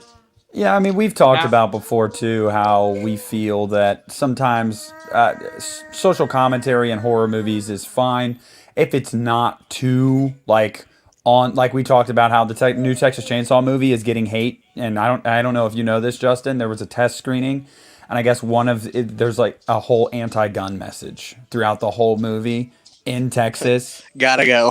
Yeah, that's what I'm saying. Like, some of that stuff, you really have to back up a little bit. Hold on, Nick. Here's the thing, though. Here's the thing. You can have your message. It's got to be story first. You cannot tell me Spiral was not about bad cops, because it was. But it was story first. It wasn't a movie saying F the police. It was saying bad police are going to get what's coming to them. So, hold on. I just want to say something. To me, it's story first. You can have your message. Everybody has one. Larry Cohen was the king of that. Movies like The Stuff, it's all about consumption. Movies like They Live, it's all about, being blinded by the media and what they're telling us. But you can't make it like that Black Christmas movie. You just can't say white men are bad, straight white men are bad, and that's your story. You have to have a story. Mm-hmm. That's my only thing. That's another movie. That's another movie that Justin hates. Black Christmas 2019. But am I right, Justin? You got to put you can have your message, whether I agree with it or not. Story.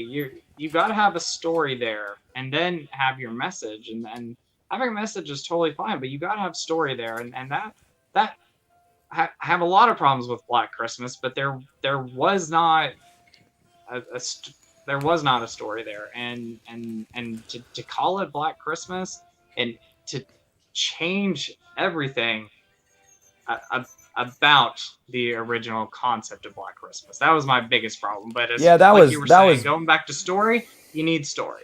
That was so cheap by Blumhouse. That really pisses me off because I love Blumhouse. That's not even the first remake. I know, but it's so cheap of them to do that, to give it that name just to try to make money off of it when you knew it didn't have a damn thing to do with Black Christmas. I love Blumhouse. That was cheap. If I ever met Jason Blum, I would tell him like that was shitty of you to do that. Like, you know what he's gonna say? You still watched it. That's what he's gonna say. I watched. I torrented it at home for free because I was not gonna pay for that shit. And I'm glad, because even Brooke, let me tell you guys something real quick.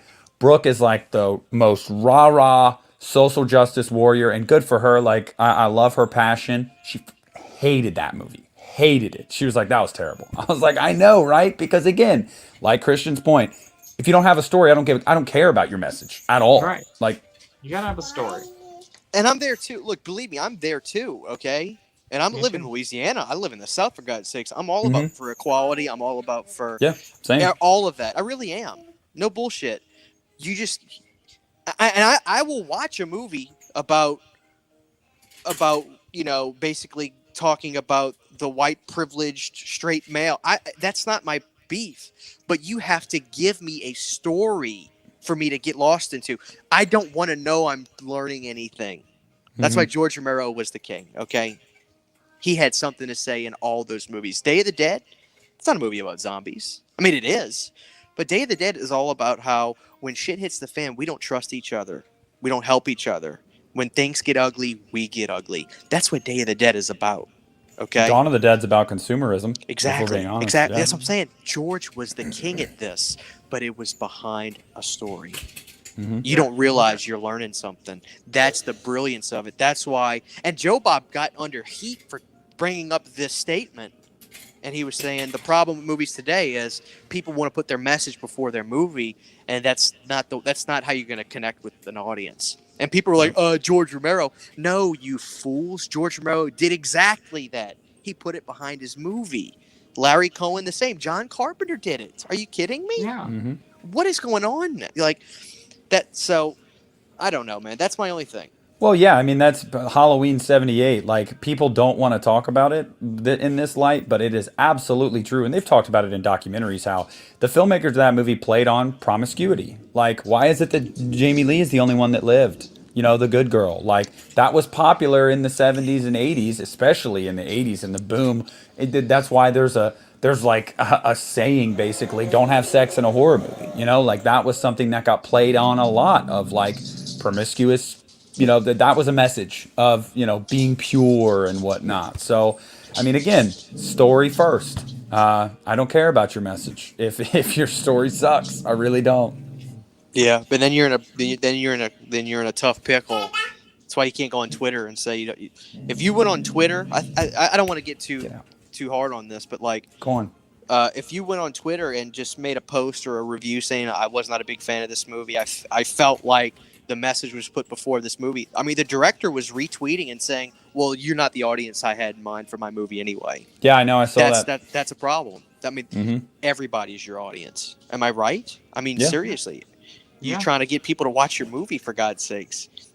You know? It's honestly kind of ironic, because you're making a movie that's about, your message is about, like, equality and inclusion, and then you come You're out not my and audience. yeah, You're not my audience. I don't want you guys to watch it. It's like, oh, okay. Yeah. We'll see. But- I haven't lost faith in Jason Blum, man. I haven't lost faith. No, God, Freaky, no. But Freaky was a movie a lot of people hated. I haven't seen it I yet, love but I heard Freaky. I heard Absolutely good things about. Oh, I think Christian's phone died. Rest in peace, Christian. He might pop back up. He will. He dropped out entirely, so I think his phone died. He said he was on his phone, so Okay. I'm sure he'll be back in a minute. But all right, Justin, give us another summer horror movie that you have picked out, my friend. All right. So this is actually now I haven't seen 3 in a very long time, but I picked this up because it's I think 88 Films released this, but I love the first 2. Sorry, just wanted to give a shout out. Happy birthday. Happy birthday. I hope it is a great one. Happy birthday. All right, go ahead. Have a great Justin. birthday. But I'm gonna go. I Know What You Did Last Summer, and I Still Know What You Did Last Summer. I love both these movies. I love I Still Know What You Did Last Summer. But the first movie, hands down, just one of my favorite slashers from the 90s. I think it's such a great one. I love the overall. I love the cast. Overall, very likable cast. I read the book years later, and it's a totally different type of idea. The book is more thriller, but I think There's as a book? slasher, like this is just awesome. So There's a book? yeah, I Know We Did Last Summer. One of my favorite summer ones to watch. Definitely around 4th of July. Again, great cast. I'm a huge Helen fan, Sarah Michelle Gellar. I always thought she should have survived the movie. Yeah. Fantastic chase scene, though. That's one of my favorite chase scenes. Oh, one of the best Amen. parts of the movie. I love that movie. Love I Know We Did Last Summer. And I'm also a fan of I Still Know We Did Last Summer. I don't get the hate for it. I think it's fun. It's definitely not as strong as the first movie, but I do love I Still Know We Did Last Summer. Yeah. And I have to rewatch I Always Know We Did Last Summer. I just bought this recently, so I'm gonna give God, it a don't watch. do it, Justin. Christian, give us your thoughts on the 3. I'm telling you, I remember it, but I'm like, okay, I want to revisit the movie and talk about all 3 of them at some point. Yeah. Because I remember not liking it, so I'm probably going to not like it again, but, I mean, I found a good deal for this. I was like, I got to grab it. Christian, I Know What You Did Last Summer films. Let us hear it. I'm a massive fan. I grab I Know What You Did Last Summer over Scream whenever I need my late 90s fix. I love it because it's so thematic. It's got a theme. It's got a flavor, a very specific flavor with the water and then the fisherman thing.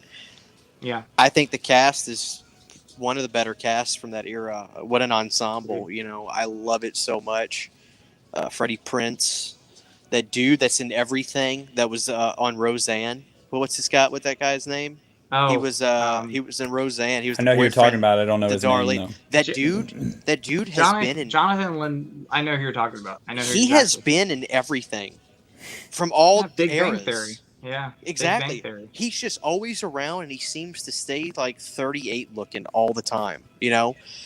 He is. I love when I see that guy in anything. I love I Know What You Did so much. To me, that is a perfect 10. I love that movie. Absolutely. The way I just love it. I love it. I prefer it over. That's probably my favorite post-Scream slasher film of all time. I was going to say, you be careful about 90s slasher, because I know Halloween 6 is probably right there for you. But Halloween 6, that doesn't count, because that's like pre-Scream, you know what I mean? Yeah.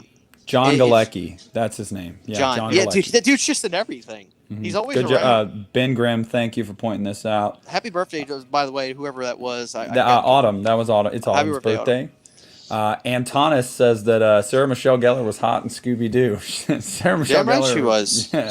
Damn right she was. You had Fred and Daphne in I Know What You Did Freddie Last Prinze Summer. is money, dude. Freddie Prinze was the biggest star in the world at one point. Well, now they're married in real life, though, so it's just crazy how Dude, and that's crazy too. I also love Ashton Kutcher and Mila Kunis being married in real life, because I loved that 70s show. It was my favorite show as a kid. So like the fact that they're married now is just hilarious. I love that.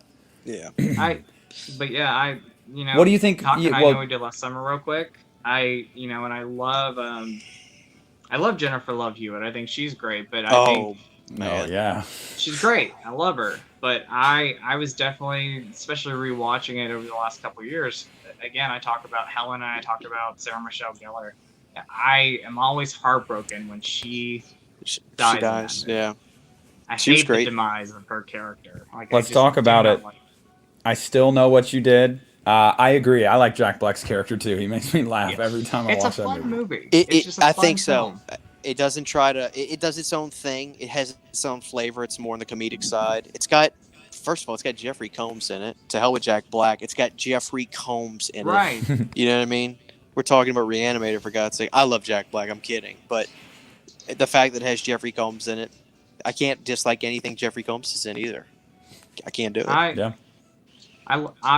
I remember when these movies were coming out in theaters, and I remember I have a funny story with I Know We Did Last Summer. So I went to a grocery store / video store. So they had a small selection of movies you can rent, and I Know We Did Last Summer had just come out on VHS and DVD. I think just VHS at the time, and went in there, saw it. I knew what it was, but my dad was like, "Hey, Justin, you should rent that family movie. It looks really cool."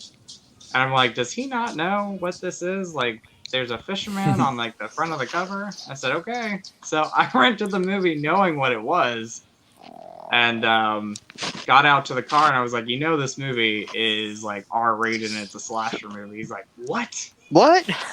Yeah, he's like, it doesn't matter. He's like, you could still watch it. And that's how I first saw I Know We Did Last Summer. That is like a great memory for me as a kid with I Know We Did Last Summer. And then I remember when I Still Know We Did Last Summer was coming. I wanted to see it in theaters, but I was too young, so I was like a little upset. I was like, oh, darn. So. I'm just going to say this right now. Now that we're talking about these 90s slashers, Christian, we have got to do an episode talking about 90s slashers. There are so many, man. Yeah. I mean, I never, ever, ever liked I'll Always Know What You Did. I never liked that film, and I don't even own it because I just don't like it. That was a cash grab. I saw somebody put in the chat that they're making a TV show for I Know What You Did Last Summer. I heard about that as well. Yeah, isn't James Wan producing? I don't care. I think Wan's producing. Wait, is he? Well, producing. What does that mean? I know it could. Getting a paycheck. I don't know. I don't know if he's directing. I don't know. I think it was Ben or somebody. Whoever said that in the chat. If you could elaborate on that, because I know. Who was it? There's different types. Oh yeah, it was Ben. There's different types of producing. All right. There is Steven Spielberg producing, aka directing Poltergeist. For God's sakes, can't tell me that's not a Steven Spielberg movie. And there is John Carpenter producing, where he takes this check, it shows up on the set of The Fog for 30 minutes, and leaves. That's it. So that movie sucked. That's another movie that you want to talk about bad remakes. I hate The Fog so much. John got paid. Yeah, he did, and that's what a lot of people were worried about with 2018. They were like, "Well, you say John Carpenter's coming back to produce, but for all we know, that means he's just like, yeah, cool, awesome." Ben Grimm says he believes that James Wan is producing and directing the pilot. Oh, wow. I don't know, dude. Just this long-form TV thing, it's not my jam anymore. I mean, it really isn't. Everything's becoming it, though. You know, they're making everything into a damn TV show.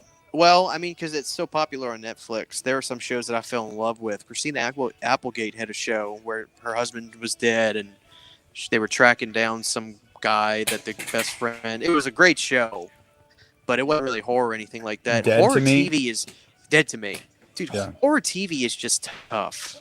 How do you make horror TV scary? And like, I got news for people. All right, and nobody ever listened to this except me, apparently. The new Child's Play show.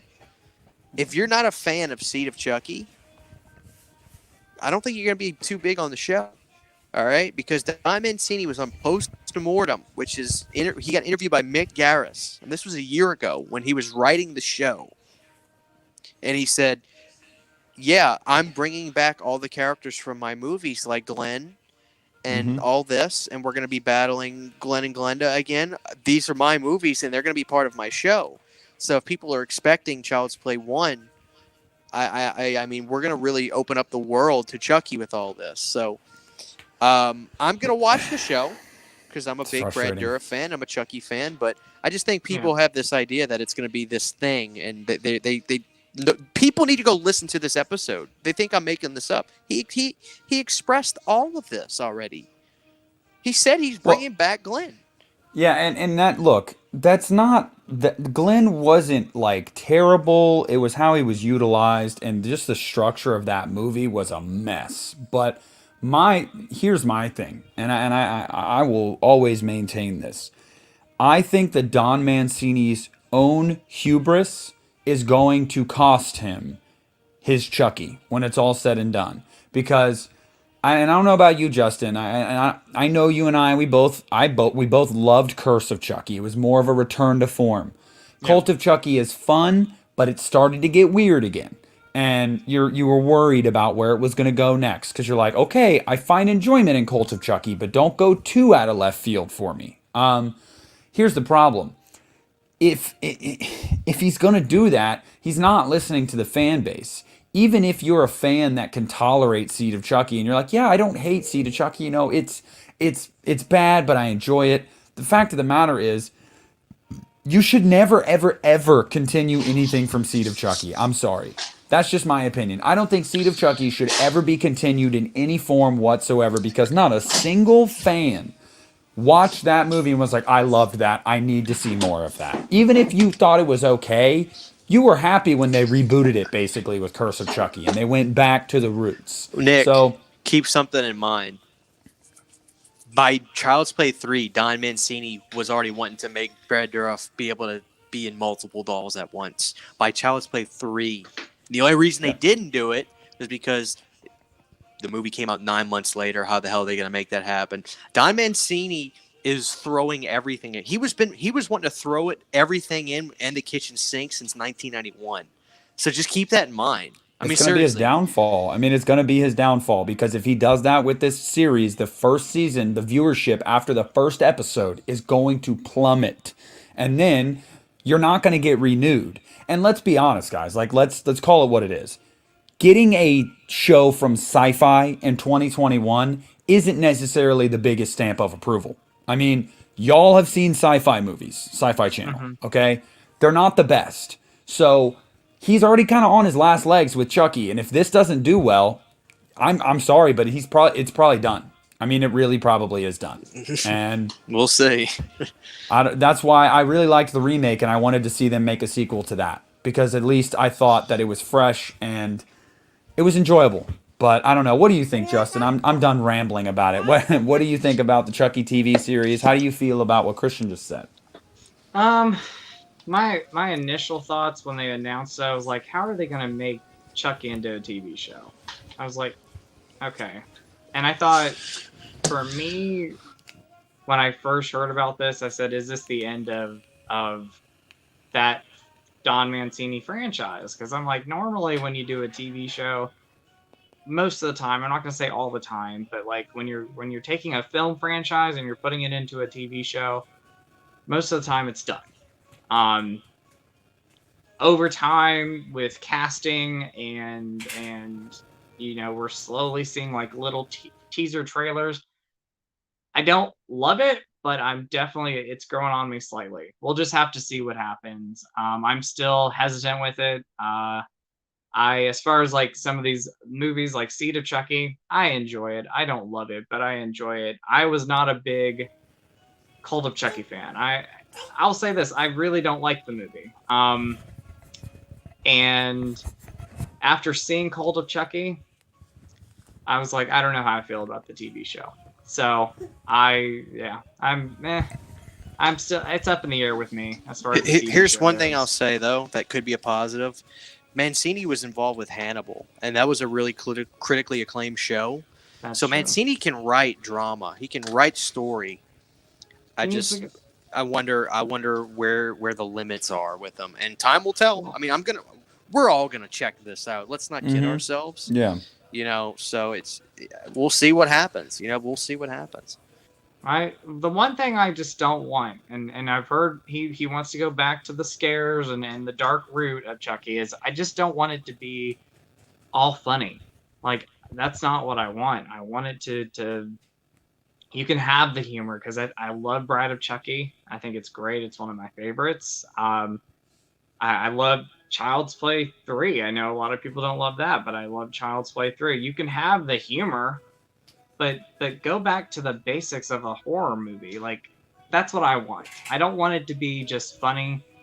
I don't want it to be goofy. I thought Cult of Chucky was pretty goofy, and and Seed of Chucky was too, but Cult of Chucky, I just really just did not like it. I didn't think the humor that was in it worked. I've seen it maybe 2 times, and there's a point in that movie every time where I just shut off, and I just don't like it. I like the start of it. I think maybe the first 30 minutes, and after that I'm like, okay, this is where all my problems were the first time. Yeah. So we'll see where the TV show goes. I just want him to go back to more of like a dark root with it. I don't want it to be all funny and comedy. Well, Justin, here's the problem. All right, this is why Cult of Chucky was. This is the problems with that movie. Okay, you tell me Chucky can be in multiple dolls at once. That's what you're telling me, Don, right? Yeah. Child's Play 2 makes no sense then. Why was he not doing it? Child's Play 3 makes no sense then. Why wasn't he doing it? Seed of Chucky wasn't making any sense. Why wasn't he doing it? Curse of Chucky didn't make any sense. Why was he doing it? Child's Play 1, he was in a factory at the end of the movie with $1 million. Why wasn't he doing it? So, yeah. Sorry, exactly. Don. Doesn't work for me, brother. Try again. That's part of it where it lost me was how on earth are you going to get multiple dolls, have the spirit in there, and come alive? Like, this is the first time we're seeing this and hearing about this, where the first Big 6 mistake. Movies, that ship has sailed. But then again, like I said, he's been wanting to make that movie since 1991. So that's why he did it, quite frankly. He's just getting a little creatively bankrupt with Chucky, if I'm being totally honest. I think that he's just getting a little to the point where he's like, the way to keep people interested is to throw everything at the wall and see what sticks. However, I think that's a mistake. I don't think that's the way to keep everybody interested. I think the way to keep everybody interested is to do what you did with Curse of Chucky, because it made people actually take Chucky seriously again. But I digress. I mean, I love Curse of Chucky. Hands down, one of my favorites. Yeah, it's fantastic. I do too. Thought it was the great. It's fantastic. Return. I thought it was the best one since, quite frankly, 2 or 3. Really, yeah. I mean, I loved it. In my opinion, too. But I don't want to get we're off topic a little bit, guys, with Chucky. Which is fine. There's a couple I want to mention, and I'm just going to mention in passing before I pull one. Obviously, the 47 Meters Down films, mainly the first one. Those are summer watches for me. Love the first one. Devil's Rejects, quintessential summer watch. Ooh, what? I love that one. Yeah, okay, I do too. Cool. And I didn't pull House of 1,000 because that's a fall movie, guys. It takes place on Halloween. Yeah. So, for anybody wondering, Friday the 13th, and you could pretty much name any Friday the 13th movie. Yes. Take those. And that was almost the idea for the thumbnail, was going to be us in front of the Welcome to Camp Crystal Lake sign. But I thought summer, more people think of the beach, more people think of water. But camping is right there too. But the one that I pulled that I really want to freaking talk about, because I want to hear what you guys think about it, and I don't have the Blu-ray, and I need to get the Blu-ray. Cabin in the Woods, man. And it's, for the first half of the movie, it's a summer horror movie. And then, it totally goes like crazy. Like off the walls crazy. It's a blast. I think that Cabin in the Woods is a movie that I would have loved to see a prequel or a continuation to, because I feel like there is so much meat on the bone there. Even if you're just talking about all the creatures they have locked up in that place. And the previous games before, and the ones happening around the world, and damn, bro, you really just ripped ass, didn't you? Nice. Anyway, my son just really. Anyway, but yeah, I really, really love the movie, and I want to know what you guys think about it. Justin, if you don't mind, my phone's actually about to die, so this is gonna be my last thing I'm gonna say. That was a movie I did not like, and then I didn't watch it for years, and I watched it again, and it was a perfect example, and I'm very guilty of this. If something just didn't resonate with me, for one reason or another. Most likely because whatever was going on in my life was affecting the way I was sitting down watching that movie. Something was on my mind. I would just say I didn't like it, and so I kept saying that for years. And I rewatched it, and I was like, "God damn, Cabin in the Woods is really awesome. Like, why did I not like this? This movie's genius. It's brilliant. Thank you. Something different."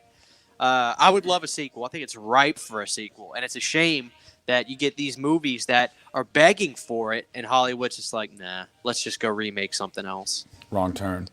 I love Cabin in the Woods. I think that movie is really good. Really good. Yeah. I'm with Christian on this because when I saw it in theaters, I did not like it. Kind of threw me off, which, hey, there's nothing wrong with that, but I like the unexpected in horror movies. But when I first saw it, I was not a fan. And then watching it again over and over, I can now say I love the movie. There's a lot of things I love. And the one thing that really sticks out for me, though, is I love the fact that the cabin looks like the Evil Dead cabin. Yeah, for me, that was like a huge thing. I was like, that is awesome. And I loved they did that it on even purpose. the first time I saw it. That's subtle fan service. I like it when it's subtle like that. Yes. I like that. And yeah, I would like to see another one where we could see like what's happening on the other side of the world. Like at the time that everything's happening in the first movie, maybe we can have a sequel where we see the events somewhere else taking place. Right. I don't know. I would love it. That's brilliant. That's brilliant. Yep. All right, my bros. My phone. I'm less than 10%. I want to say bye before my phone just dies. So this was fun. I'll love to come back whenever I can. Yeah. Thank you. No, for sure, man. We got to let with the three of us in here. I knew we'd get a little off the rails, guys, in the chat. But yeah, I had fun, man. Justin and I, we probably got a little bit left in us, and we'll wrap up. But thanks for coming on, man. I really appreciate it. All right, brothers. Thank you for coming, bud. Talk to y'all soon. See you, Chris. All right, Justin. So, give me another one you want to talk about. All right, so I'm pulling two of these. I was like, well, these are technically summer horror movies, and we did talk. You did mention the new one that they're making, but Texas Chainsaw Massacre, the original, and Texas Chainsaw Massacre Part 2. Yes. So, I mean, when I first saw Part 2, I liked it. I was like, but it was obviously it was different. Tobe Hooper wanted to do something different with it, and at first I had to like really think about like my initial thoughts with it. But I liked it the first time. I love it now. I think this is such a great sequel. But when it comes to like top 5, top 10 horror movies for me, the Texas Chainsaw Massacre. I love this movie so much. Yeah, for sure. I loved it when I first saw it. I love it now. And the movie just feels hot. I mean, that yes. Texas heat. I mean, yes. That's the thing about it. Yeah, you could feel that heat. You're watching the movie, and like you could feel it. And that's how I felt when I first saw it, and when I still watch it today. And you were talking about the new one coming out, and I heard about the test screenings and how they weren't great. I hope this is a good movie. We'll see what happens. I'm not gonna go in hyped, but I'm not gonna be negative about it. I just want to. I want to see what happens. I'm still a fan of the franchise. I was not a fan of Leatherface. I know people liked it, but I was not too crazy about it. But I was one that actually loved Texas Chainsaw 3D. I know, unpopular opinion. Yeah. But that being said, yeah, we'll see what happens. With the new one, I like the fact that they're bringing in an older Sally character. They're bringing in that character again.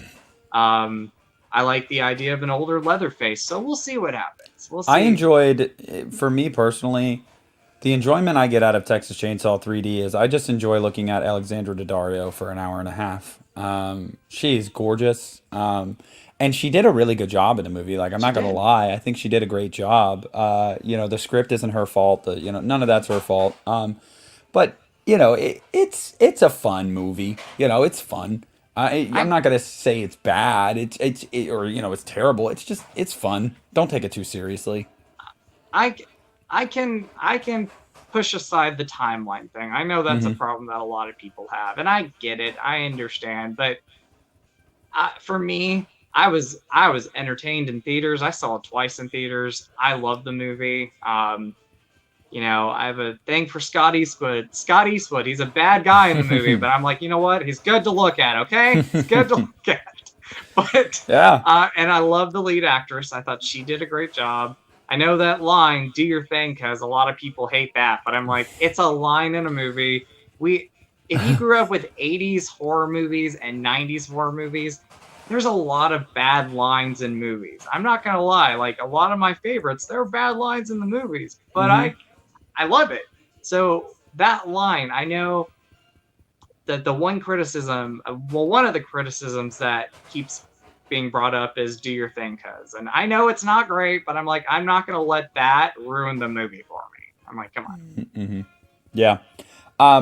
Like I said, guys, we got a little long in the tooth because we were all kind of talking and bouncing ideas off of each other and opinions. So we're not going to get to every one that we pulled that we wanted to talk about because normally these go about 2 hours and we are right coming up on the 2 hour mark. And mostly the reason for that is because I have a child that does need to eat food, and I have to eat food.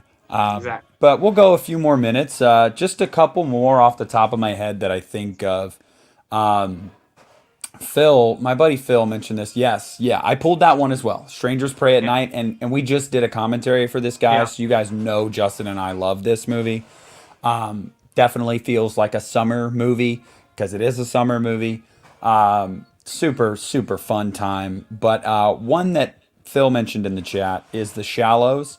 The Shallows is another really, really good, I think, really good shark movie. And I don't think that movie gets talked about enough because it kind of got lost in the shuffle because, let's be honest, there's a ton of shark movies. But I believe the actress in that is Blake Lively, if I'm remembering correctly. And I thought she did a fantastic job. And I also think the idea of being trapped, you know, on that little just rock, basically, in the middle of the water, like, she's very smart. She's very resourceful. I really enjoyed that movie as well. You know, summer horror movies, if we really wanted to talk as in depth as we could, this would go like 10 hours. There's thousands of them. But Justin, what are a few more that come to mind for you? Well, I'll go through these pretty quick. Obviously The Burning, like hands down. Have you seen this one? Yes, absolutely. Love The Burning. The Burning, hands down, one of the best. Like if you're gonna watch summer horror movies, you got to put on The Burning. And if you've never seen it, go out and buy that Blu-ray because I think it's still available. Or just watch it somehow. Awesome. I'm wearing the T-shirt, but Motel Hell. A lot of people don't talk about this one as a like summer horror movie. This is a great one. It's a film that I love. Great slasher movie, a lot of fun. And then one when I was pulling out movies, I'm like, this one is a summer horror movie. It's more thriller. It has slashing elements into it, but Death Valley. I've never seen that. What's his name? Billingsley from A Christmas Story. He's the lead kid in this movie, and it's a kind of on the road type of horror movie thriller. He stumbles across an RV. It's been a while since I've seen it, but he stumbles across an RV, and there's this killer kind of in with the story, and somehow it's all intertwined. It's been a while since I've seen it, but this is a great early 80s horror movie, thriller, slasher. There's so many elements into it. I love Death Valley. It has such a great summer vibe to it. Takes place out in the desert. That is like a huge plus for me. Catherine Hicks from the mother from Child's Play. She's the mother in this one. So yeah, Death Valley. Love it. Yes, Jill. That is awesome. I'm glad you love all those. I'm a huge fan. So yeah, love Death Valley. Heck yeah. Let's see if I could think of any more. Everybody in the chat, let us know. Rudy says, watch The Burning for the first time last night. Was a fun one. A final boy. Yes. Yeah. One of the rare times where you had a final boy. Doesn't happen a lot. For me, it's there's like phases I go through, I guess. And then Autumn Blood says The Hitcher could count I as. just thought about that one too. Yep. Autumn, that's an awesome choice. I love The Yep. Hitcher. Ben Grimm says Club Dread. Yeah, yeah. Club Have you ever Dread. seen I Club don't think I've Dread? seen it.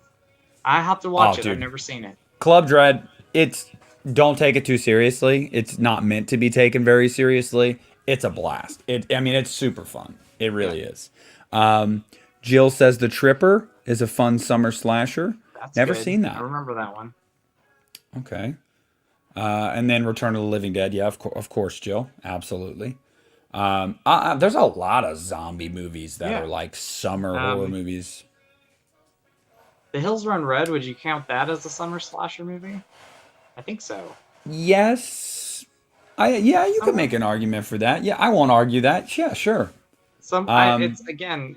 I'm trying to think. Look, oh gosh, The Lost Boys.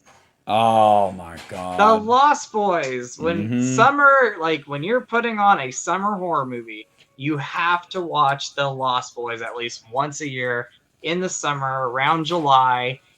Great one. Jill, oh my god. You just made me remember one of my favorite summer slasher thrillers.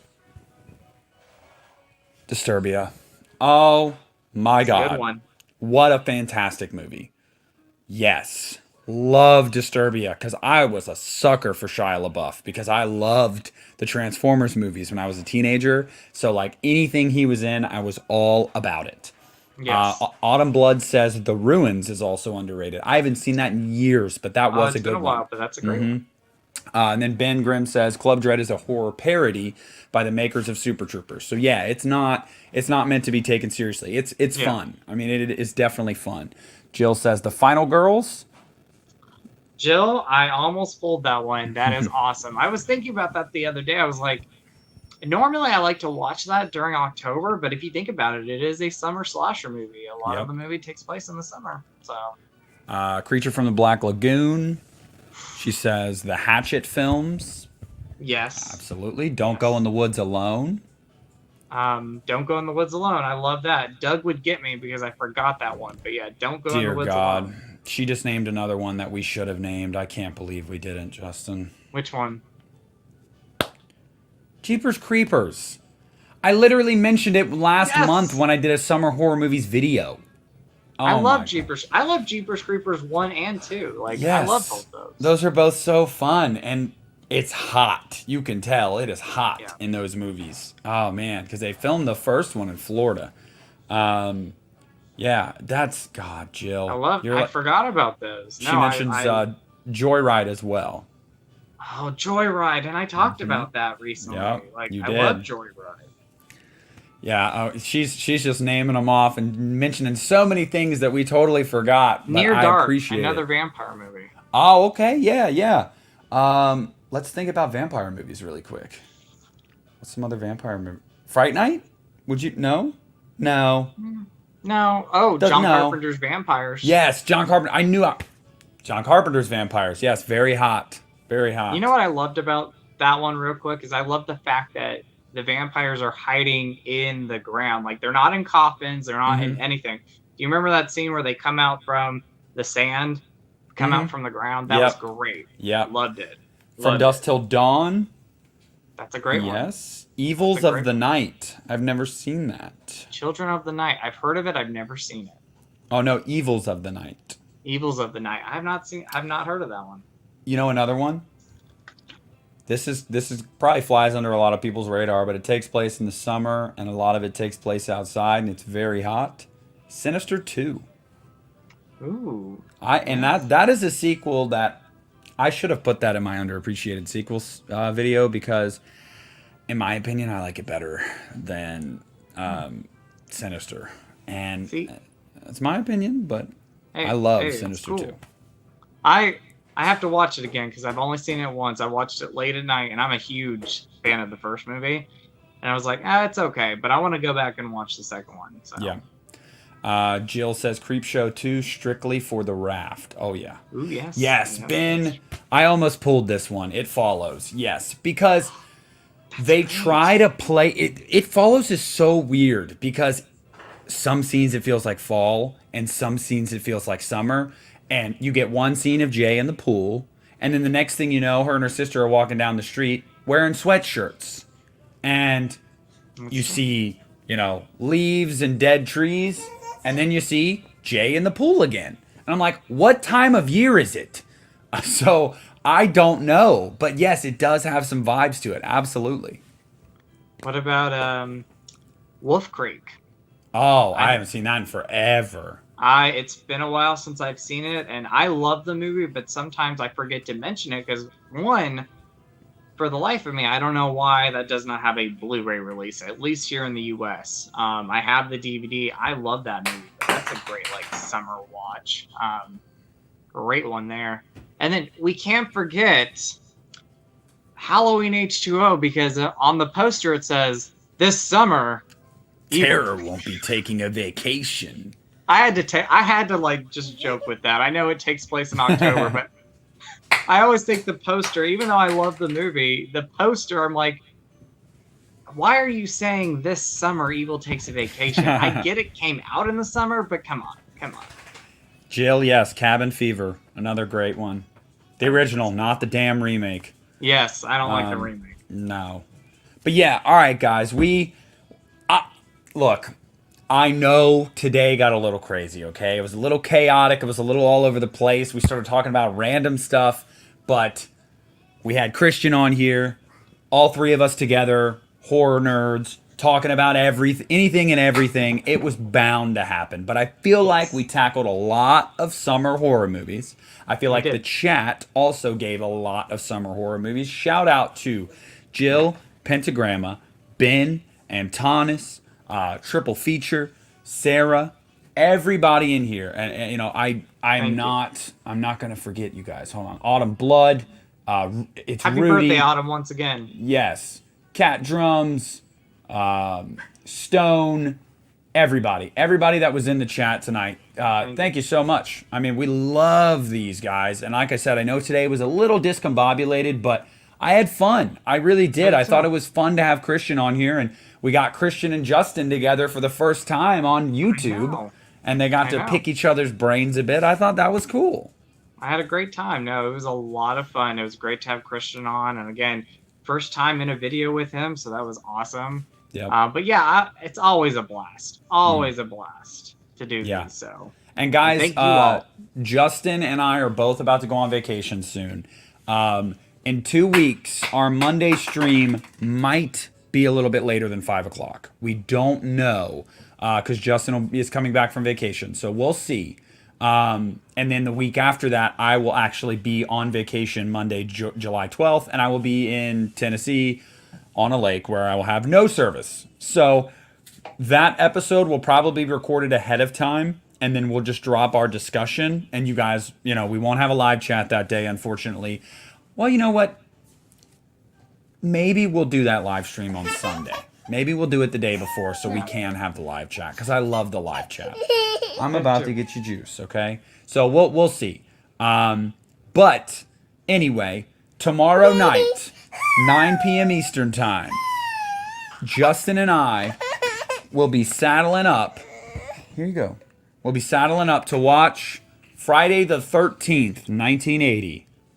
Right, Justin? I'm ready for it. Yes, sir. You ready to watch Friday the 13th tomorrow night? I am. It's been like 2 years since I've seen it. Oh, wow. See, I got to watch it once a year. I got to watch it. So I'm excited to watch that with you since it's been a couple years. Yep, been a while for me. So tomorrow, it is Friday the 13th, 9 p.m. Eastern time. Guys, make sure you're there. Taylor says uncut or theatrical. I will be watching the Steelbook. So I don't know if that's uncut or theatrical. Version, so there we go. So uncut, and I'm really looking forward to it. I know this is a great movie a great summer movie, especially that a lot of horror fans love. It's a classic. So be there, bring your friends, bring your snacks. Justin's gonna tell you to bring your Skittles. Bring them. And we're gonna have a blast. We're gonna talk Friday the 13th. We'll be active in the chat, guys. Don't worry. I'm excited. It's going to be so much fun, guys. So once again, thank you all for just tuning in today, and we always appreciate it. We always have fun. Yep. Yeah. Awesome. Well, again, thank you for giving me your Monday night, buddy. I appreciate you. You're welcome. And I had fun, and I hope that the convoluted mess at times that was tonight was more fun and not chaotic, because it was a little chaotic. We've never had a third person on here, so we were trying to. I wanted to stay involved in the chat. You know, I wanted to talk to Christian, wanted to talk to Justin, wanted to talk to you guys. So it was a little all over the place, but I had fun. I can't wait to go back and rewatch it, because I do that every Monday night. I rewatch these once my son goes to bed. So, but yeah, make sure you're there tomorrow night, guys, 9 p.m. Eastern Standard Time. So if you're in another time zone, make sure you get it right. I will post about it on social media. Follow me on Instagram at the Lost River Drive-In. Follow Justin on Instagram at Ryan1988. We regularly post about our watch-alongs and our videos that we're doing, so we do. You can find more info there and links there. But I guess without further ado, that's going to do it. So Justin, have a fantastic rest of your evening. You too, buddy. And Thank you. And we will see you guys tomorrow night. See you guys tomorrow. Take care. Guys.